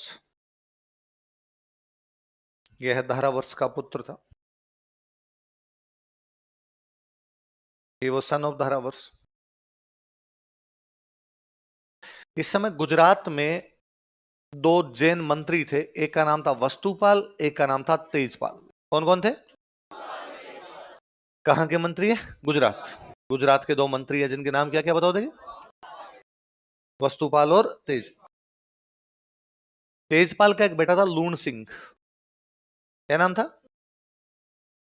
इसकी याद में आबू के अंदर एक मंदिर बनाया गया था, नेमिनाथ जैन मंदिर।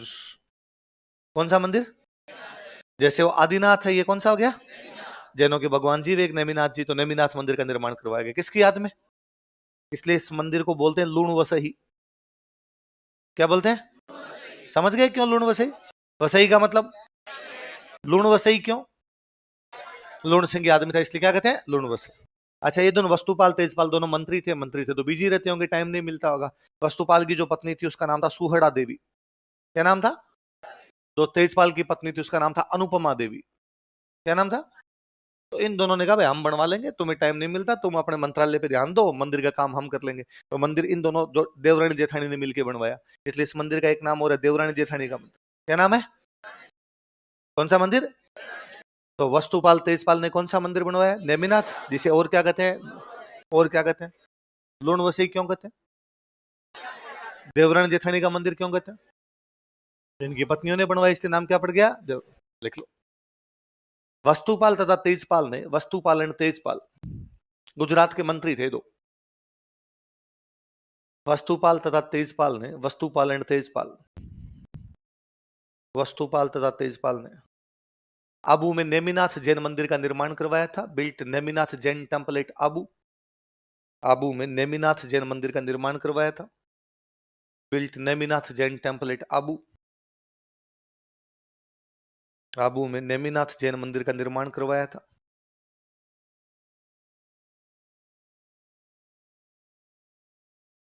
Built Neminath Jain temple at Abu. इसे लूण वसही भी कहा जाता है, it is also known as Luna Vasahi. वसही का मतलब, इसे लूण वसही भी कहा जाता है, it is also known as Luna Vasahi.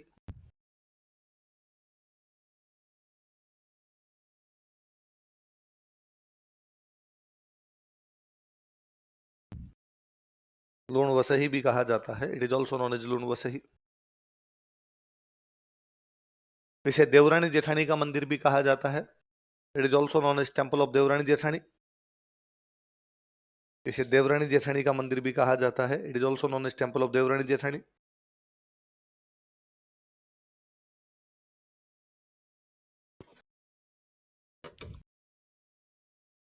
इसे देवरानी जेठानी का मंदिर भी कहा जाता है, it is also known as temple of Devrani Jethani. समझ गए ना क्यों कहते हैं? चलो अगला राजा लिख लो।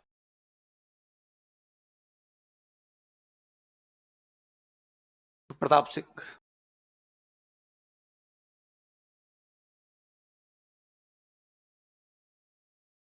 याद करो आप, रणथंभौर के हमीर ने आबू के प्रताप सिंह को हराया था, पढ़ा था हमने। उसने मेवाड़ के समर सिंह को हराया, आबू के प्रताप सिंह को हराया, लगभग वही टाइम है लगभग। प्रताप सिंह जब राजा बना था उस समय मेवाड़ में जो राजा राज कर रहा है वो है जैत्र सिंह। कौन है ये? मेवाड़ की तरफ हमला करता है और जैत्र सिंह से चंद्रावती छीन लेता है। क्या छीन लेता है? इसका मतलब चंद्रावती उस टाइम मेवाड़ वालों के पास रही होगी, और बाद में किसने छीन ली? परमारों ने। किससे छीन ली? जैत्र सिंह से। किससे छीन ली? जैत्र सिंह। जैत्र सिंह किसका, कहां का राजा? लिख लो। इसने मेवाड़ के जैत्र सिंह से चंद्रावती छीन ली थी। चंद्रावती सिरोही में जगह, चंद्रावती फ्रॉम जैत्र सिंह ऑफ मेवाड़। इसने मेवाड़ के जैत्र सिंह से चंद्रावती छीन ली थी। Chandravati from Jaitra Singh of Mewar.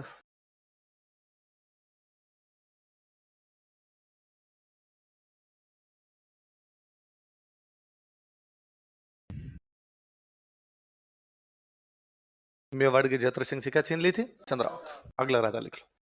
लिखो Vikram Singh.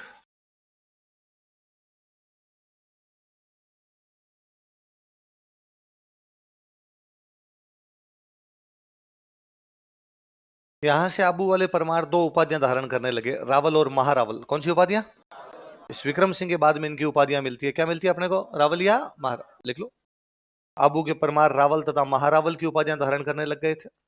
Parmars of Abu adopted titles of Rawal and Maharawal. Abu के परमार रावल तथा महारावल की उपाधियां धारण करने लग गए थे। Paramars of Abu adopted titles of Rawal and Maharawal.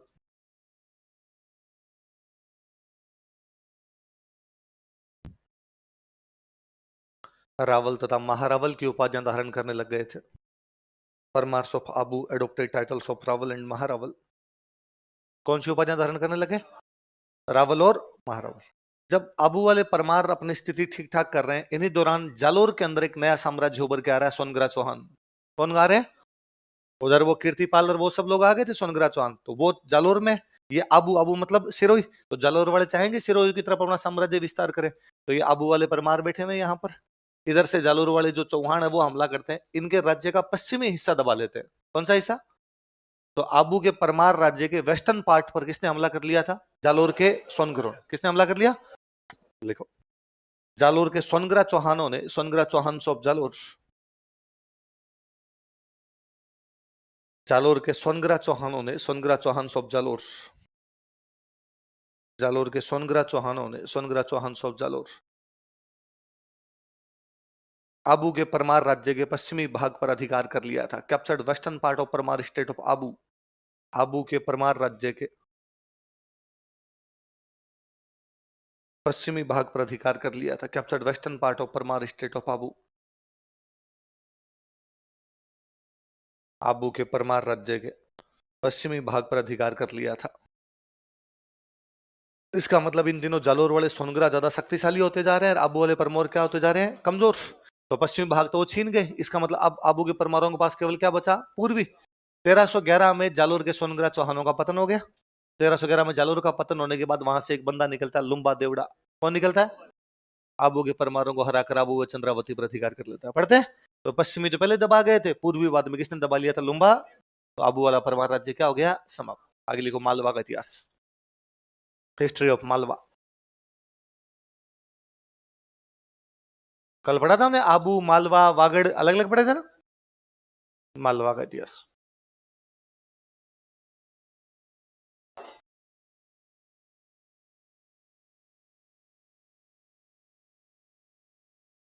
लिखो मालवा में परमार वंश का शासन था। Parmar dynasty ruled over Malwa. Malwa में परमार वंश का शासन था। Parmar dynasty ruled over Malwa.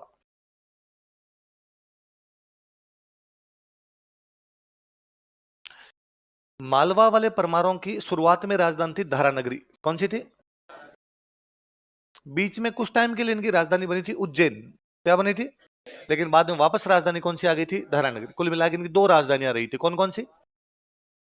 Dharanagari और कौन सी? उज्जैन। लिख लो राजधानी, कैपिटल्स या कैपिटल। राजधानी कौन कौन सी रही थी? कि मालवा के परमारों की राजधानियां कौन सी थी? तो कौन सी थी? धारानगरी और उज्जैन। पहले धारानगरी थी, फिर बीच में कुछ समय के लिए उज्जैन गई, लास्ट में वापस कहां आ गए थे? धारानगरी। कुल मिला के दो शहरों में राजधानियां रही उनकी। कौन कौन सी? धारानगरी और उज्जैन। जो मैंने उस दिन एक दिन आपको बताया भी, हमीर ने धारानगरी के भोज परमार सेकंड को हराया था, बताया था। वो यही है धारानगरी। उज्जैन है ही। उज्जैन में हम पढ़ते हैं दुर्गादास राठौड़ की छतरी कहां बनी हुई? उज्जैन। कौन सी नदी किनारे? अभी मध्य प्रदेश के मुख्यमंत्री कौन बने? मोहन यादव। कौन बने? जो माननीय मोहन यादव जी हैं वो उज्जैन के ही। कहां से एमएलए बनते हैं वो? नॉर्मली मध्य प्रदेश में एक कहावत है या मध्य प्रदेश की एक मान्यता है कि मध्य प्रदेश का यदि कोई मुख्यमंत्री उज्जैन में एक रात बिता लेता है तो उसके बाद वो जीतता नहीं है। तो मोहन जी को तो बितानी पड़ेगी। मोहन जी तो सीखे, पर चीजें टूटने के लिए बनती है, पूर्वाग्रह टूटने के लिए बनते हैं। किसी समय यूपी में कहा जाता था कि यूपी का जो मुख्यमंत्री नोएडा चला जाता है। कहां चला जाता है? वो दोबारा सीएम बनता। बाबा जी जाके, बाबा जी ने कहा अपने जाएंगे, बाबा जी दोबारा सीएम भी बन गए। तो मोहन जी क्या पता ये तोड़ दे, पूर्वाग्रह तोड़ दे। तो उज्जैन, धारानगरी और उज्जैन। अब मालवा कहाँ है? मध्य प्रदेश। हम राजस्थान जीके पढ़ रहे थे, हम मध्य प्रदेश का इतिहास क्यों पढ़े? भाई किसी टाइम में मालवा वाला इलाका राजस्थान में आता होगा, लेकिन अब तो आता, हम वहां की हिस्ट्री क्यों पढ़े? तो हम उन राजाओं के बारे में पढ़ लेंगे जिनका राजस्थान से कोई लिंक है। बाकी वाले मालवा के राजाओं के बारे में पढ़ेंगे। तो राजा लिखो, देखो कृष्ण राज।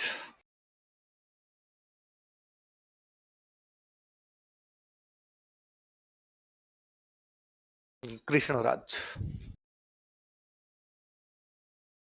इसका एक नाम और मिलता, लिख लो अन्य नाम, उपेंद्र।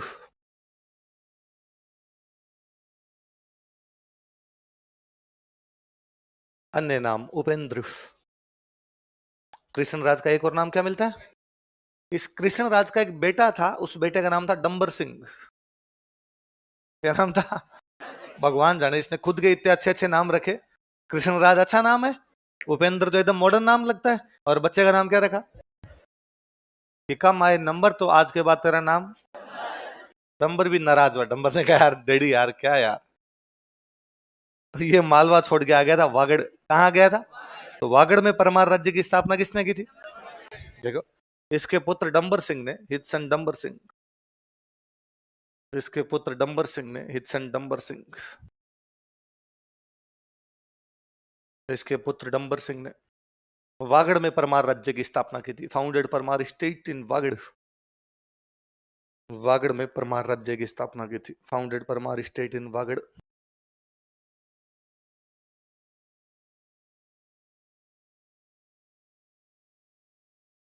वागड़ में परमार राज्य की स्थापना की थी किसने? डंबर सिंह ने। अगला राजा लिखो मुंज।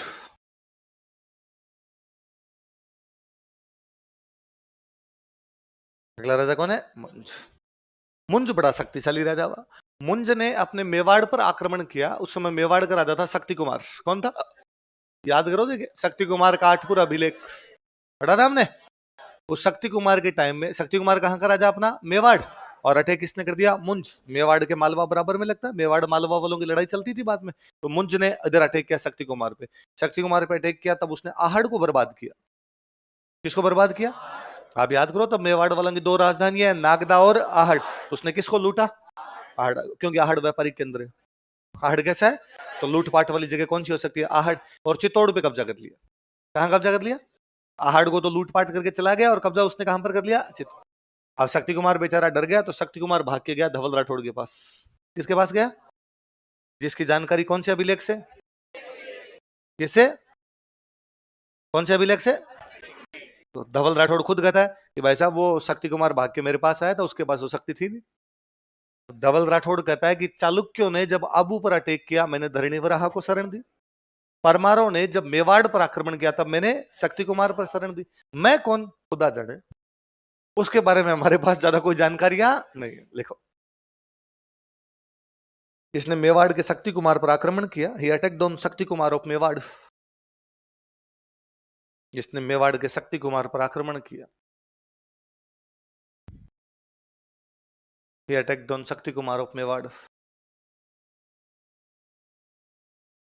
इस समय इसने आहड़ को नष्ट कर दिया। This time he demolished Ahar. नष्ट कर दिया मतलब लूटा तोड़फोड़ की वहां पे ना। नष्ट का ये मतलब नहीं कि मतलब शहर खत्म हो गया। इस समय इसने आहड़ को नष्ट कर दिया। This time he demolished Ahar. तथा चित्तौड़ पर अधिकार कर लिया। And capture Chittor.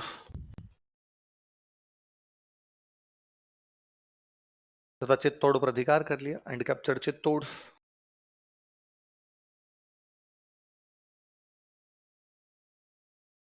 Line change करके लिखो।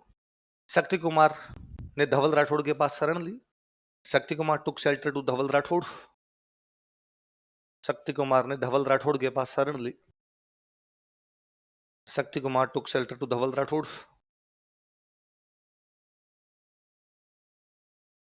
धवल राठौड़ के पास शरण ली। टुक शेल्टर टू धवल राठौड़। यह जानकारी हस्तिकुंडी अभिलेख से प्राप्त होती है। समझ गए हस्तिकुंडी अभिलेख किसका है? कब का है हस्तिकुंडी अभिलेख? बताओ। 9978 हस्तिकुंडी कहां पर पड़ता है? यह जानकारी हस्तिकुंडी अभिलेख से प्राप्त होती है। This information is given by Hastikundi inscription. हाँ,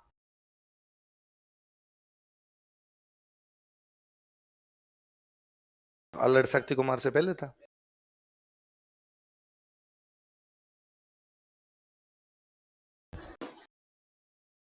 चलो, क्या लिखा है? यह जानकारी हस्तिकुंडी अभिलेख से प्राप्त होती है। This information is given by Hastikundi inscription. हमें शक्ति कुमार का एक अभिलेख मिला, आठपुर। कौन सा अभिलेख है? आठपुर अभिलेख में लिखा हुआ है कि अल्लट की मम्मी का नाम महालक्ष्मी राठौड़ था। क्या नाम था? धवल राठौड़ की बहन लगती होगी भाई। पाली में राठौड़ बैठे हैं, तो उन्होंने अपनी बाई उदयपुर दी होगी, आहड़ वालों को दी होगी। ये तो है नहीं कि अल्लट के जो पापा है वो कर्नाटक गए थे और वहां राष्ट्रकूटों से शादी करके वापस चिता चिता करते वापस आए।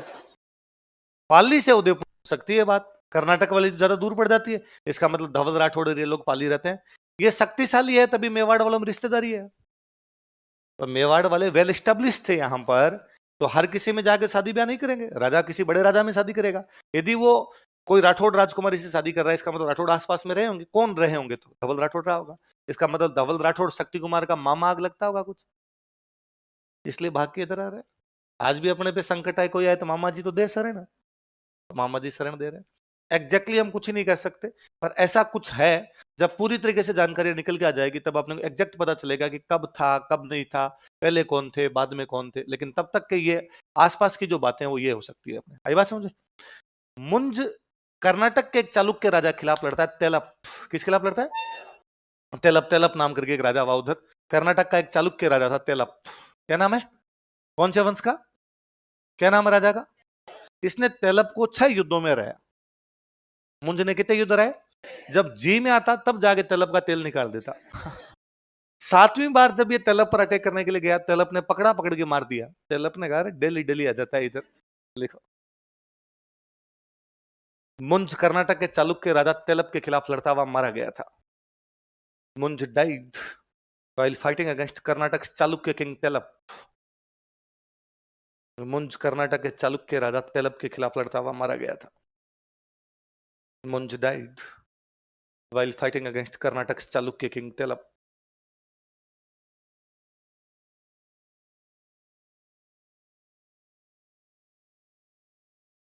कर्नाटक के चालुक्य राजा तेलप के खिलाफ लड़ता हुआ मारा गया था। दरबारी विद्वान लिखो।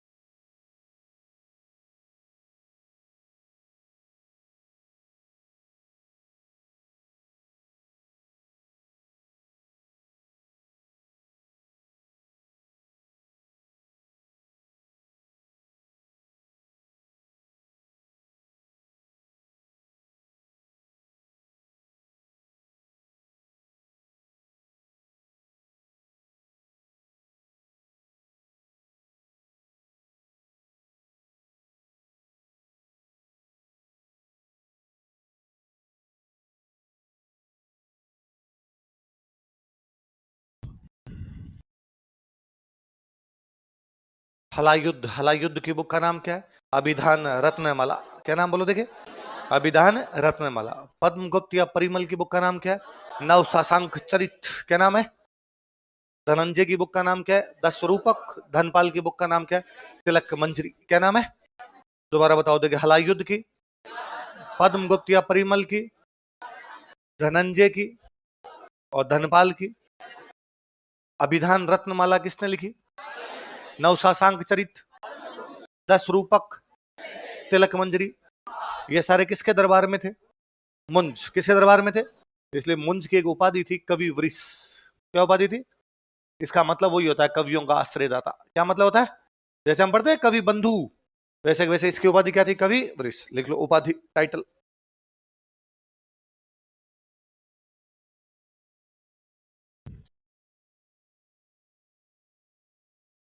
क्या उपाधि थी? कवियों का आश्रयदाता, कवियों को शेल्टर देने वाला, कवियों को अपने पास रखने वाला, उनका पैटर्न वो। अगला राजा लिखो, सिंधु राज।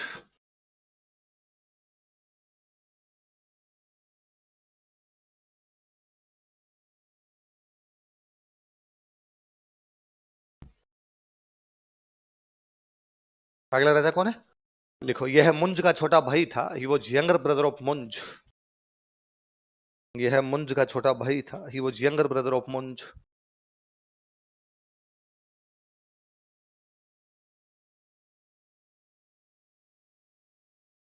उपाधि लिखो, नवशासांक।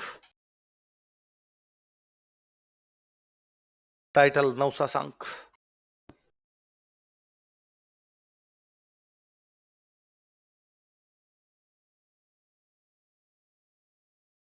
क्या उपाधि है बताओ देखिए। इधर देखना, देखो ना, नवशासांक में 3 वर्ड है।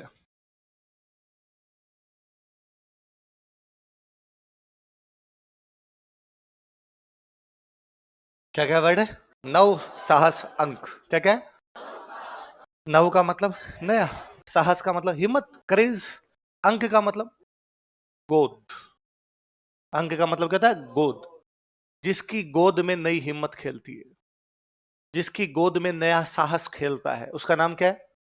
हुआ यूं है कि मुंज कर्नाटक के चालुक्य राजा तेलप के खिलाफ लड़ता हुआ, तो एक बार मालवा के जो परमार राज्य, उनको हिम्मत कमजोर पड़ी होगी। उस हिम्मत को वापस कोई लाने वाला, उस साहस को वापस यदि कोई लाने वाला बंदा था, तो वो कौन है?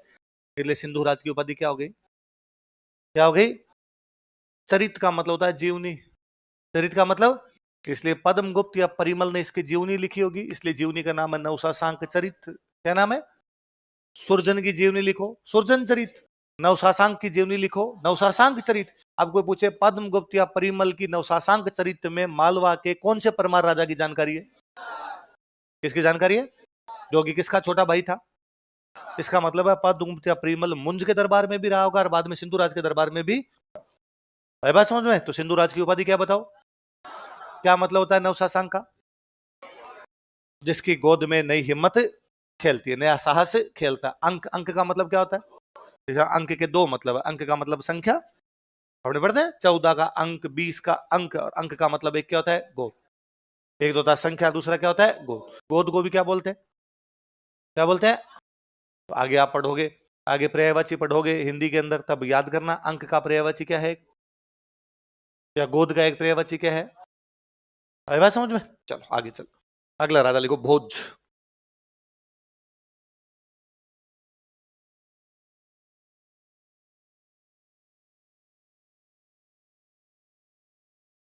वास्तव में यह था कि मुंज के कोई बेटा नहीं था, तो मुंज ने यह कहा था कि मैं यदि मर जाऊं तो सिंधुराज के बेटे भोज को राजा बना देना।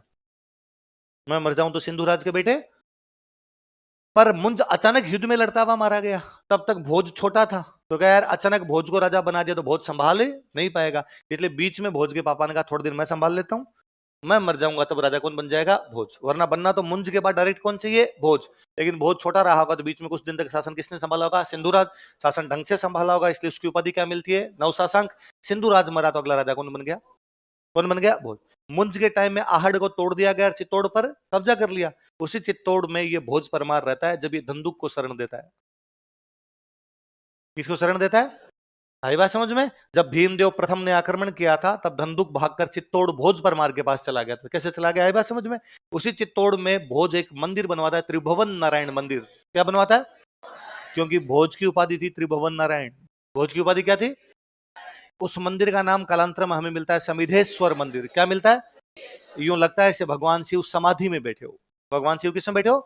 तो समाधि में ईश्वर, तो पहले समाधीश्वर बोलते थे, समाधीश्वर समाधीश्वर समाधीश्वर बोलते बोलते क्या हो गया? जिसका पुनर्निर्माण मोकल ने करवाया, इसलिए उसको बोलते हैं मोकल जी का मंदिर। क्या बोलते हैं? पहले बड़ी बात है, देखो इसने चित्तौड़ में त्रिभुवन नारायण मंदिर का निर्माण करवाया था। He built Tribhuvan Narayan temple at Chittor. इसने चित्तौड़ में त्रिभुवन नारायण मंदिर का निर्माण करवाया था। He build Tribhuvan Narayan temple at Chittor. कोष्टक में लिख लेना समिधेश्वर मंदिर ताकि याद रहे। चित्तौड़ में त्रिभुवन नारायण मंदिर का निर्माण करवाया था। He build Tribhuvan Narayan temple at Chittor, क्योंकि इसकी उपाधि क्या थी? त्रिभुवन नारायण। समिधेश्वर मंदिर है ना, कोष्टक में लिख लेना ताकि याद रहे, शिव जी वाला वही मंदिर है।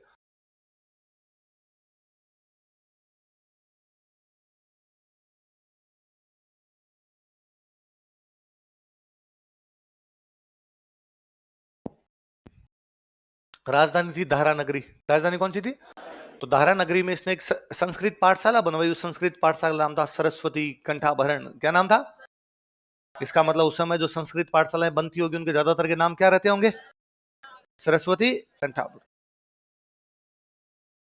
अच्छा, उससे भी पहले और लिखो, इसने किताबें लिखी थी, लिखो उसकी पुस्तकें, थोड़ा सही रहेगा। राइटर था बहुत अच्छा। पुस्तकें लिखो, एक लिखो श्रृंगार मंजरी कथा।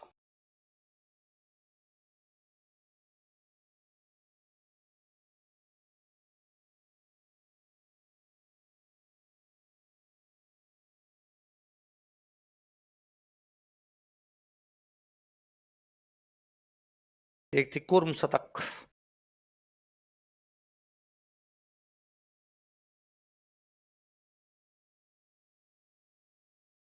कौन कौन सी है बताओ देखे? श्रृंगार मंजरी कथा और कुर्म।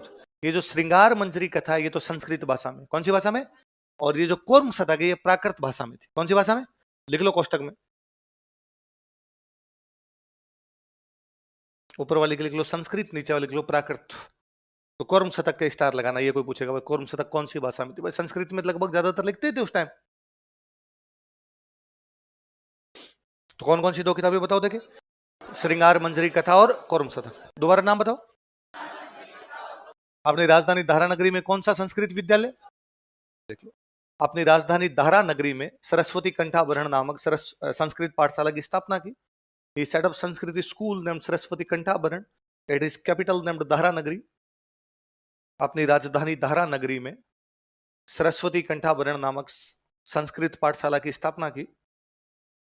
He set up Sanskrit school named Saraswati Kantabharan at his capital named Dhara Nagari. अपनी राजधानी धारा नगरी में सरस्वती कंठाभरण नामक संस्कृत पाठशाला की स्थापना की. He set up Sanskrit school named Saraswati Kantabharan at his capital named Dhara Nagari. राजधानी धारा नगरी में कौन सी संस्कृत पाठशाला बनाई? सरस्वती कंठाभरण. ऐसी पाठशाला हम पहले किसकी पढ़ चुके हैं? विग्रहराज चतुर्थ ने ऐसी पाठशाला कहां बनाई थी? अजमेर में. और उसकी दीवारों पर किसकी पंक्तियां लिखी गई? किस किसकी? हरकेली और ललित. इसकी दीवारों के ऊपर एक तो लिखी गई कुर्म शतक की पंक्तियां. किसकी पंक्तियां? और एक बुक और हम आगे पढ़ेंगे, वो किसकी बुक है? बुक का नाम है पारिजात मंजरी. क्या नाम है? तो दो किताबों की लाइनें लिखी गई थी. कौन कौन सी दो किताबों की? कुर्म शतक और लिखो. इस पाठशाला की दीवारों पर, on walls of this school, इस पाठशाला की दीवारों पर, on walls of this school,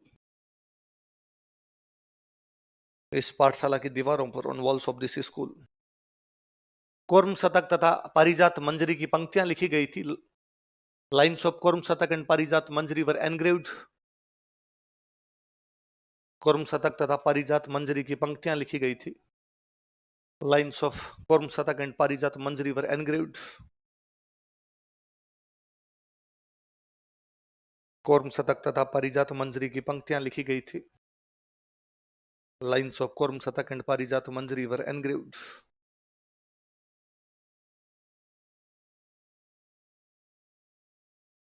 किस किस की लाइनें लिखी गई थी? कुर्म शतक और पारिजात. कालांतर में तुर्क जब आ गए थे, बाद में हम पढ़ते हैं मालवा में, हमने पहले जब भी मालवा में राजा पढ़े हैं, सारे मुस्लिम राजा पढ़े, तो तुर्क जब आए तो तुर्कों ने इस पाठशाला को तोड़ा और तोड़ के इसकी मस्जिद बना दी. उस मस्जिद का नाम है कमाल मोला मस्जिद. क्या नाम है? कमाल मोला मस्जिद. लिखो. कालांतर में तुर्कों ने इस पाठशाला को तोड़ दिया. Later on Turks demolish this school. कालांतर में तुर्कों ने इस पाठशाला को तोड़ दिया. Later on Turks demolish this school.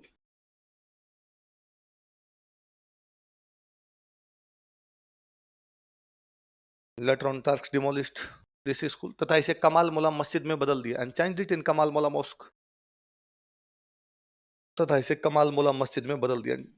Changed it in कमाल मोला मॉस्क.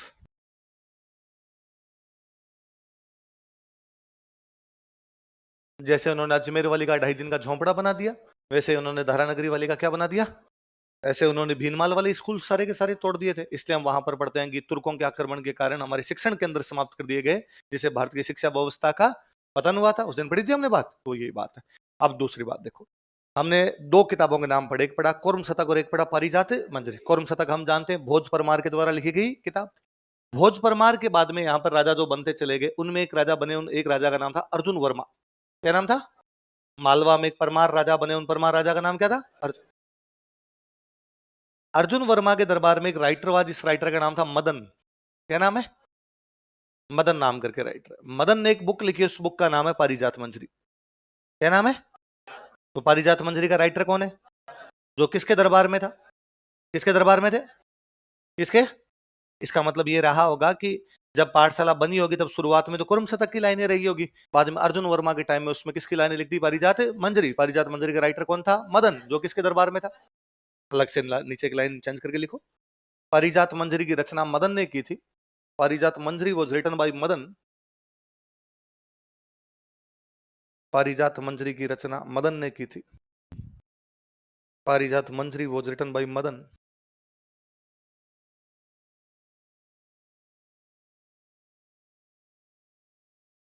की रचना मदन ने की थी, जो कि अर्जुन वर्मा का दरबारी विद्वान था. Who was court scholar of Arjun Verma? जो कि अर्जुन वर्मा का दरबारी विद्वान था. Who was court scholar of Arjun Verma?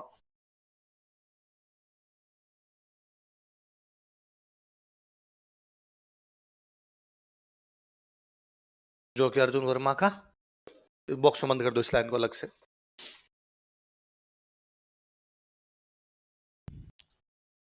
जब मालवा में परमार हार गए तो जो बचे खुचे थे वो अजमेर आ गए.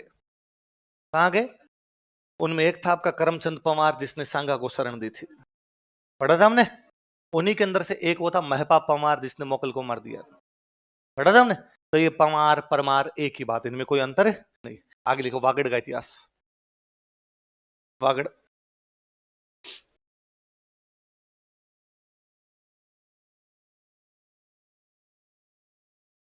मालवा वाले परमारों में अपने काम की तीन ही है। कृष्णराज अपने काम का इसलिए क्योंकि उसका बेटा डंबर सिंह राजस्थान आया था। मुंज अपने काम का इसलिए क्योंकि उसने आहड़ को तोड़ा और चित्तौड़ पे कब्जा किया। भोज अपने काम का इसलिए क्योंकि उसने अपने चित्तौड़ में समिधेश्वर मंदिर का निर्माण करवाया, त्रिभुवन नारायण मंदिर का निर्माण करवाया। अगला कौन सा आ गया? वागड़। वागड़ मतलब डूंगरपुर और बांसवाड़ा दोनों। देखो वागड़ में परमार वंश का शासन था, Parmar dynasty ruled over Vagad.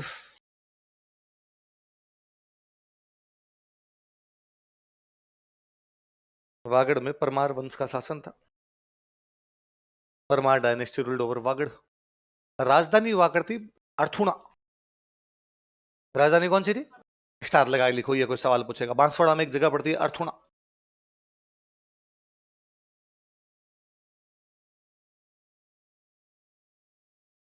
राजधानी कौन सी है? अर्थ। लिख लो डंबर सिंह, यही था संस्थापक उधर।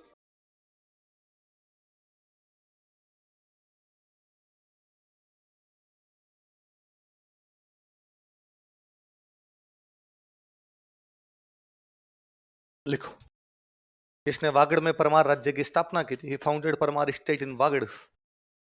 इसने वागड़ में परमार राज्य की स्थापना की थी। He founded Parmar state in Vagad.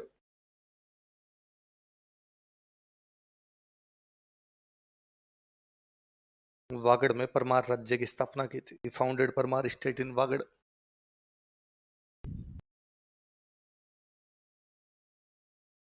अगला राजा लिखो मंडलिक। बांसवाड़ा में एक जगह पड़ती है पाणाहेड़ा। कौन सी जगह? पाणाहेड़ा में मंडलिक ने शिव जी का एक मंदिर बनवाया, इसलिए नाम हो गया मंडलेश्वर। क्या नाम हो गया? तो मंडलेश्वर मंदिर की स्थापना कहां की? कहां पे की? लिख लो, पाणाहेड़ा कहां पड़ता है? इसने पाणाहेड़ा में मंडलेश्वर मंदिर का निर्माण करवाया था। He built Mandleshwar temple at Panaheda. इसने पाणाहेड़ा में मंडलेश्वर मंदिर का निर्माण करवाया था। He built Mandleshwar temple at पाणाहेड़ा।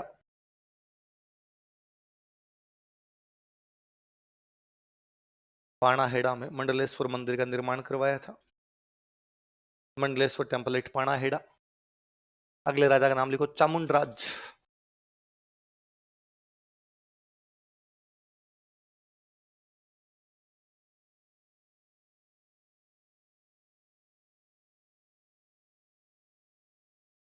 Chamundaraj ने कहा, ये बेटा ही था मंडली का, इसने कहा सेम मंदिर जो पापा वाला मंदिर है राजधानी में बनवाएंगे। राजधानी कौन सी थी? कौन सी थी? इसने अर्थुणा में मंडलेश्वर मंदिर का निर्माण करवाया। He built Mandleshwar temple at Arthuna. तो मंडलिक तो कहां बनवा के गया? पाणाहेड़ा। तो उसके बेटे चामुंडराज ने कहां पर बनवा दिया? अर्थुणा। अर्थुणा क्या थी इनकी? राजधानी। इसने अर्थुणा में मंडलेश्वर मंदिर का निर्माण करवाया था।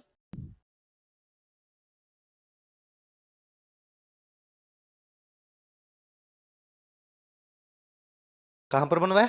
अर्थुणा। फिर हम जानते हैं कि वागड़ वाले परमारों में बाद में मेवाड़ वाला सामंत सिंह अटैक करता है, वो वागड़ वाले परमारों को हराता है और वागड़ वाले परमारों को हराकर वहां पर गोहिल राज्य की स्थापना कर देता है और अपनी राजधानी बनाता है बड़ौदा। क्या बनाता है? फिर हमने बताया डूंगर सिंह बाद में राजधानी लेके आ गया था डूंगरपुर। तो वागड़ की राजधानी कौन सी होगी? डूंगर। फिर हमने पढ़ा था कि उदय सिंह जो कि खानवा युद्ध में लड़ता हुआ मारा गया था, उसके दो बेटों ने राज्य का बंटवारा कर लिया। एक हो गया बांसवाड़ा और एक हो गया डूंगरपुर। एक तरफ रह गया पृथ्वीराज और एक तरफ चला गया जगमाल। पढ़ा था? तो वागड़ की आगे की हिस्ट्री अपने को पता है। जालोर और किराड़ू के परमारों के बारे में हमारे पास ज्यादा जानकारी यहाँ नहीं। हमें इतना याद रखना कि जालोर और किराड़ू में कौन सा वंश रहा था, उनके बारे में ज्यादा कोई पढ़ने वाली बातें नहीं। कितने वंश पढ़ लिया हमने? गोहिल, राठौड़, कछवाहा, चौहान, परमार। अब एक बचा है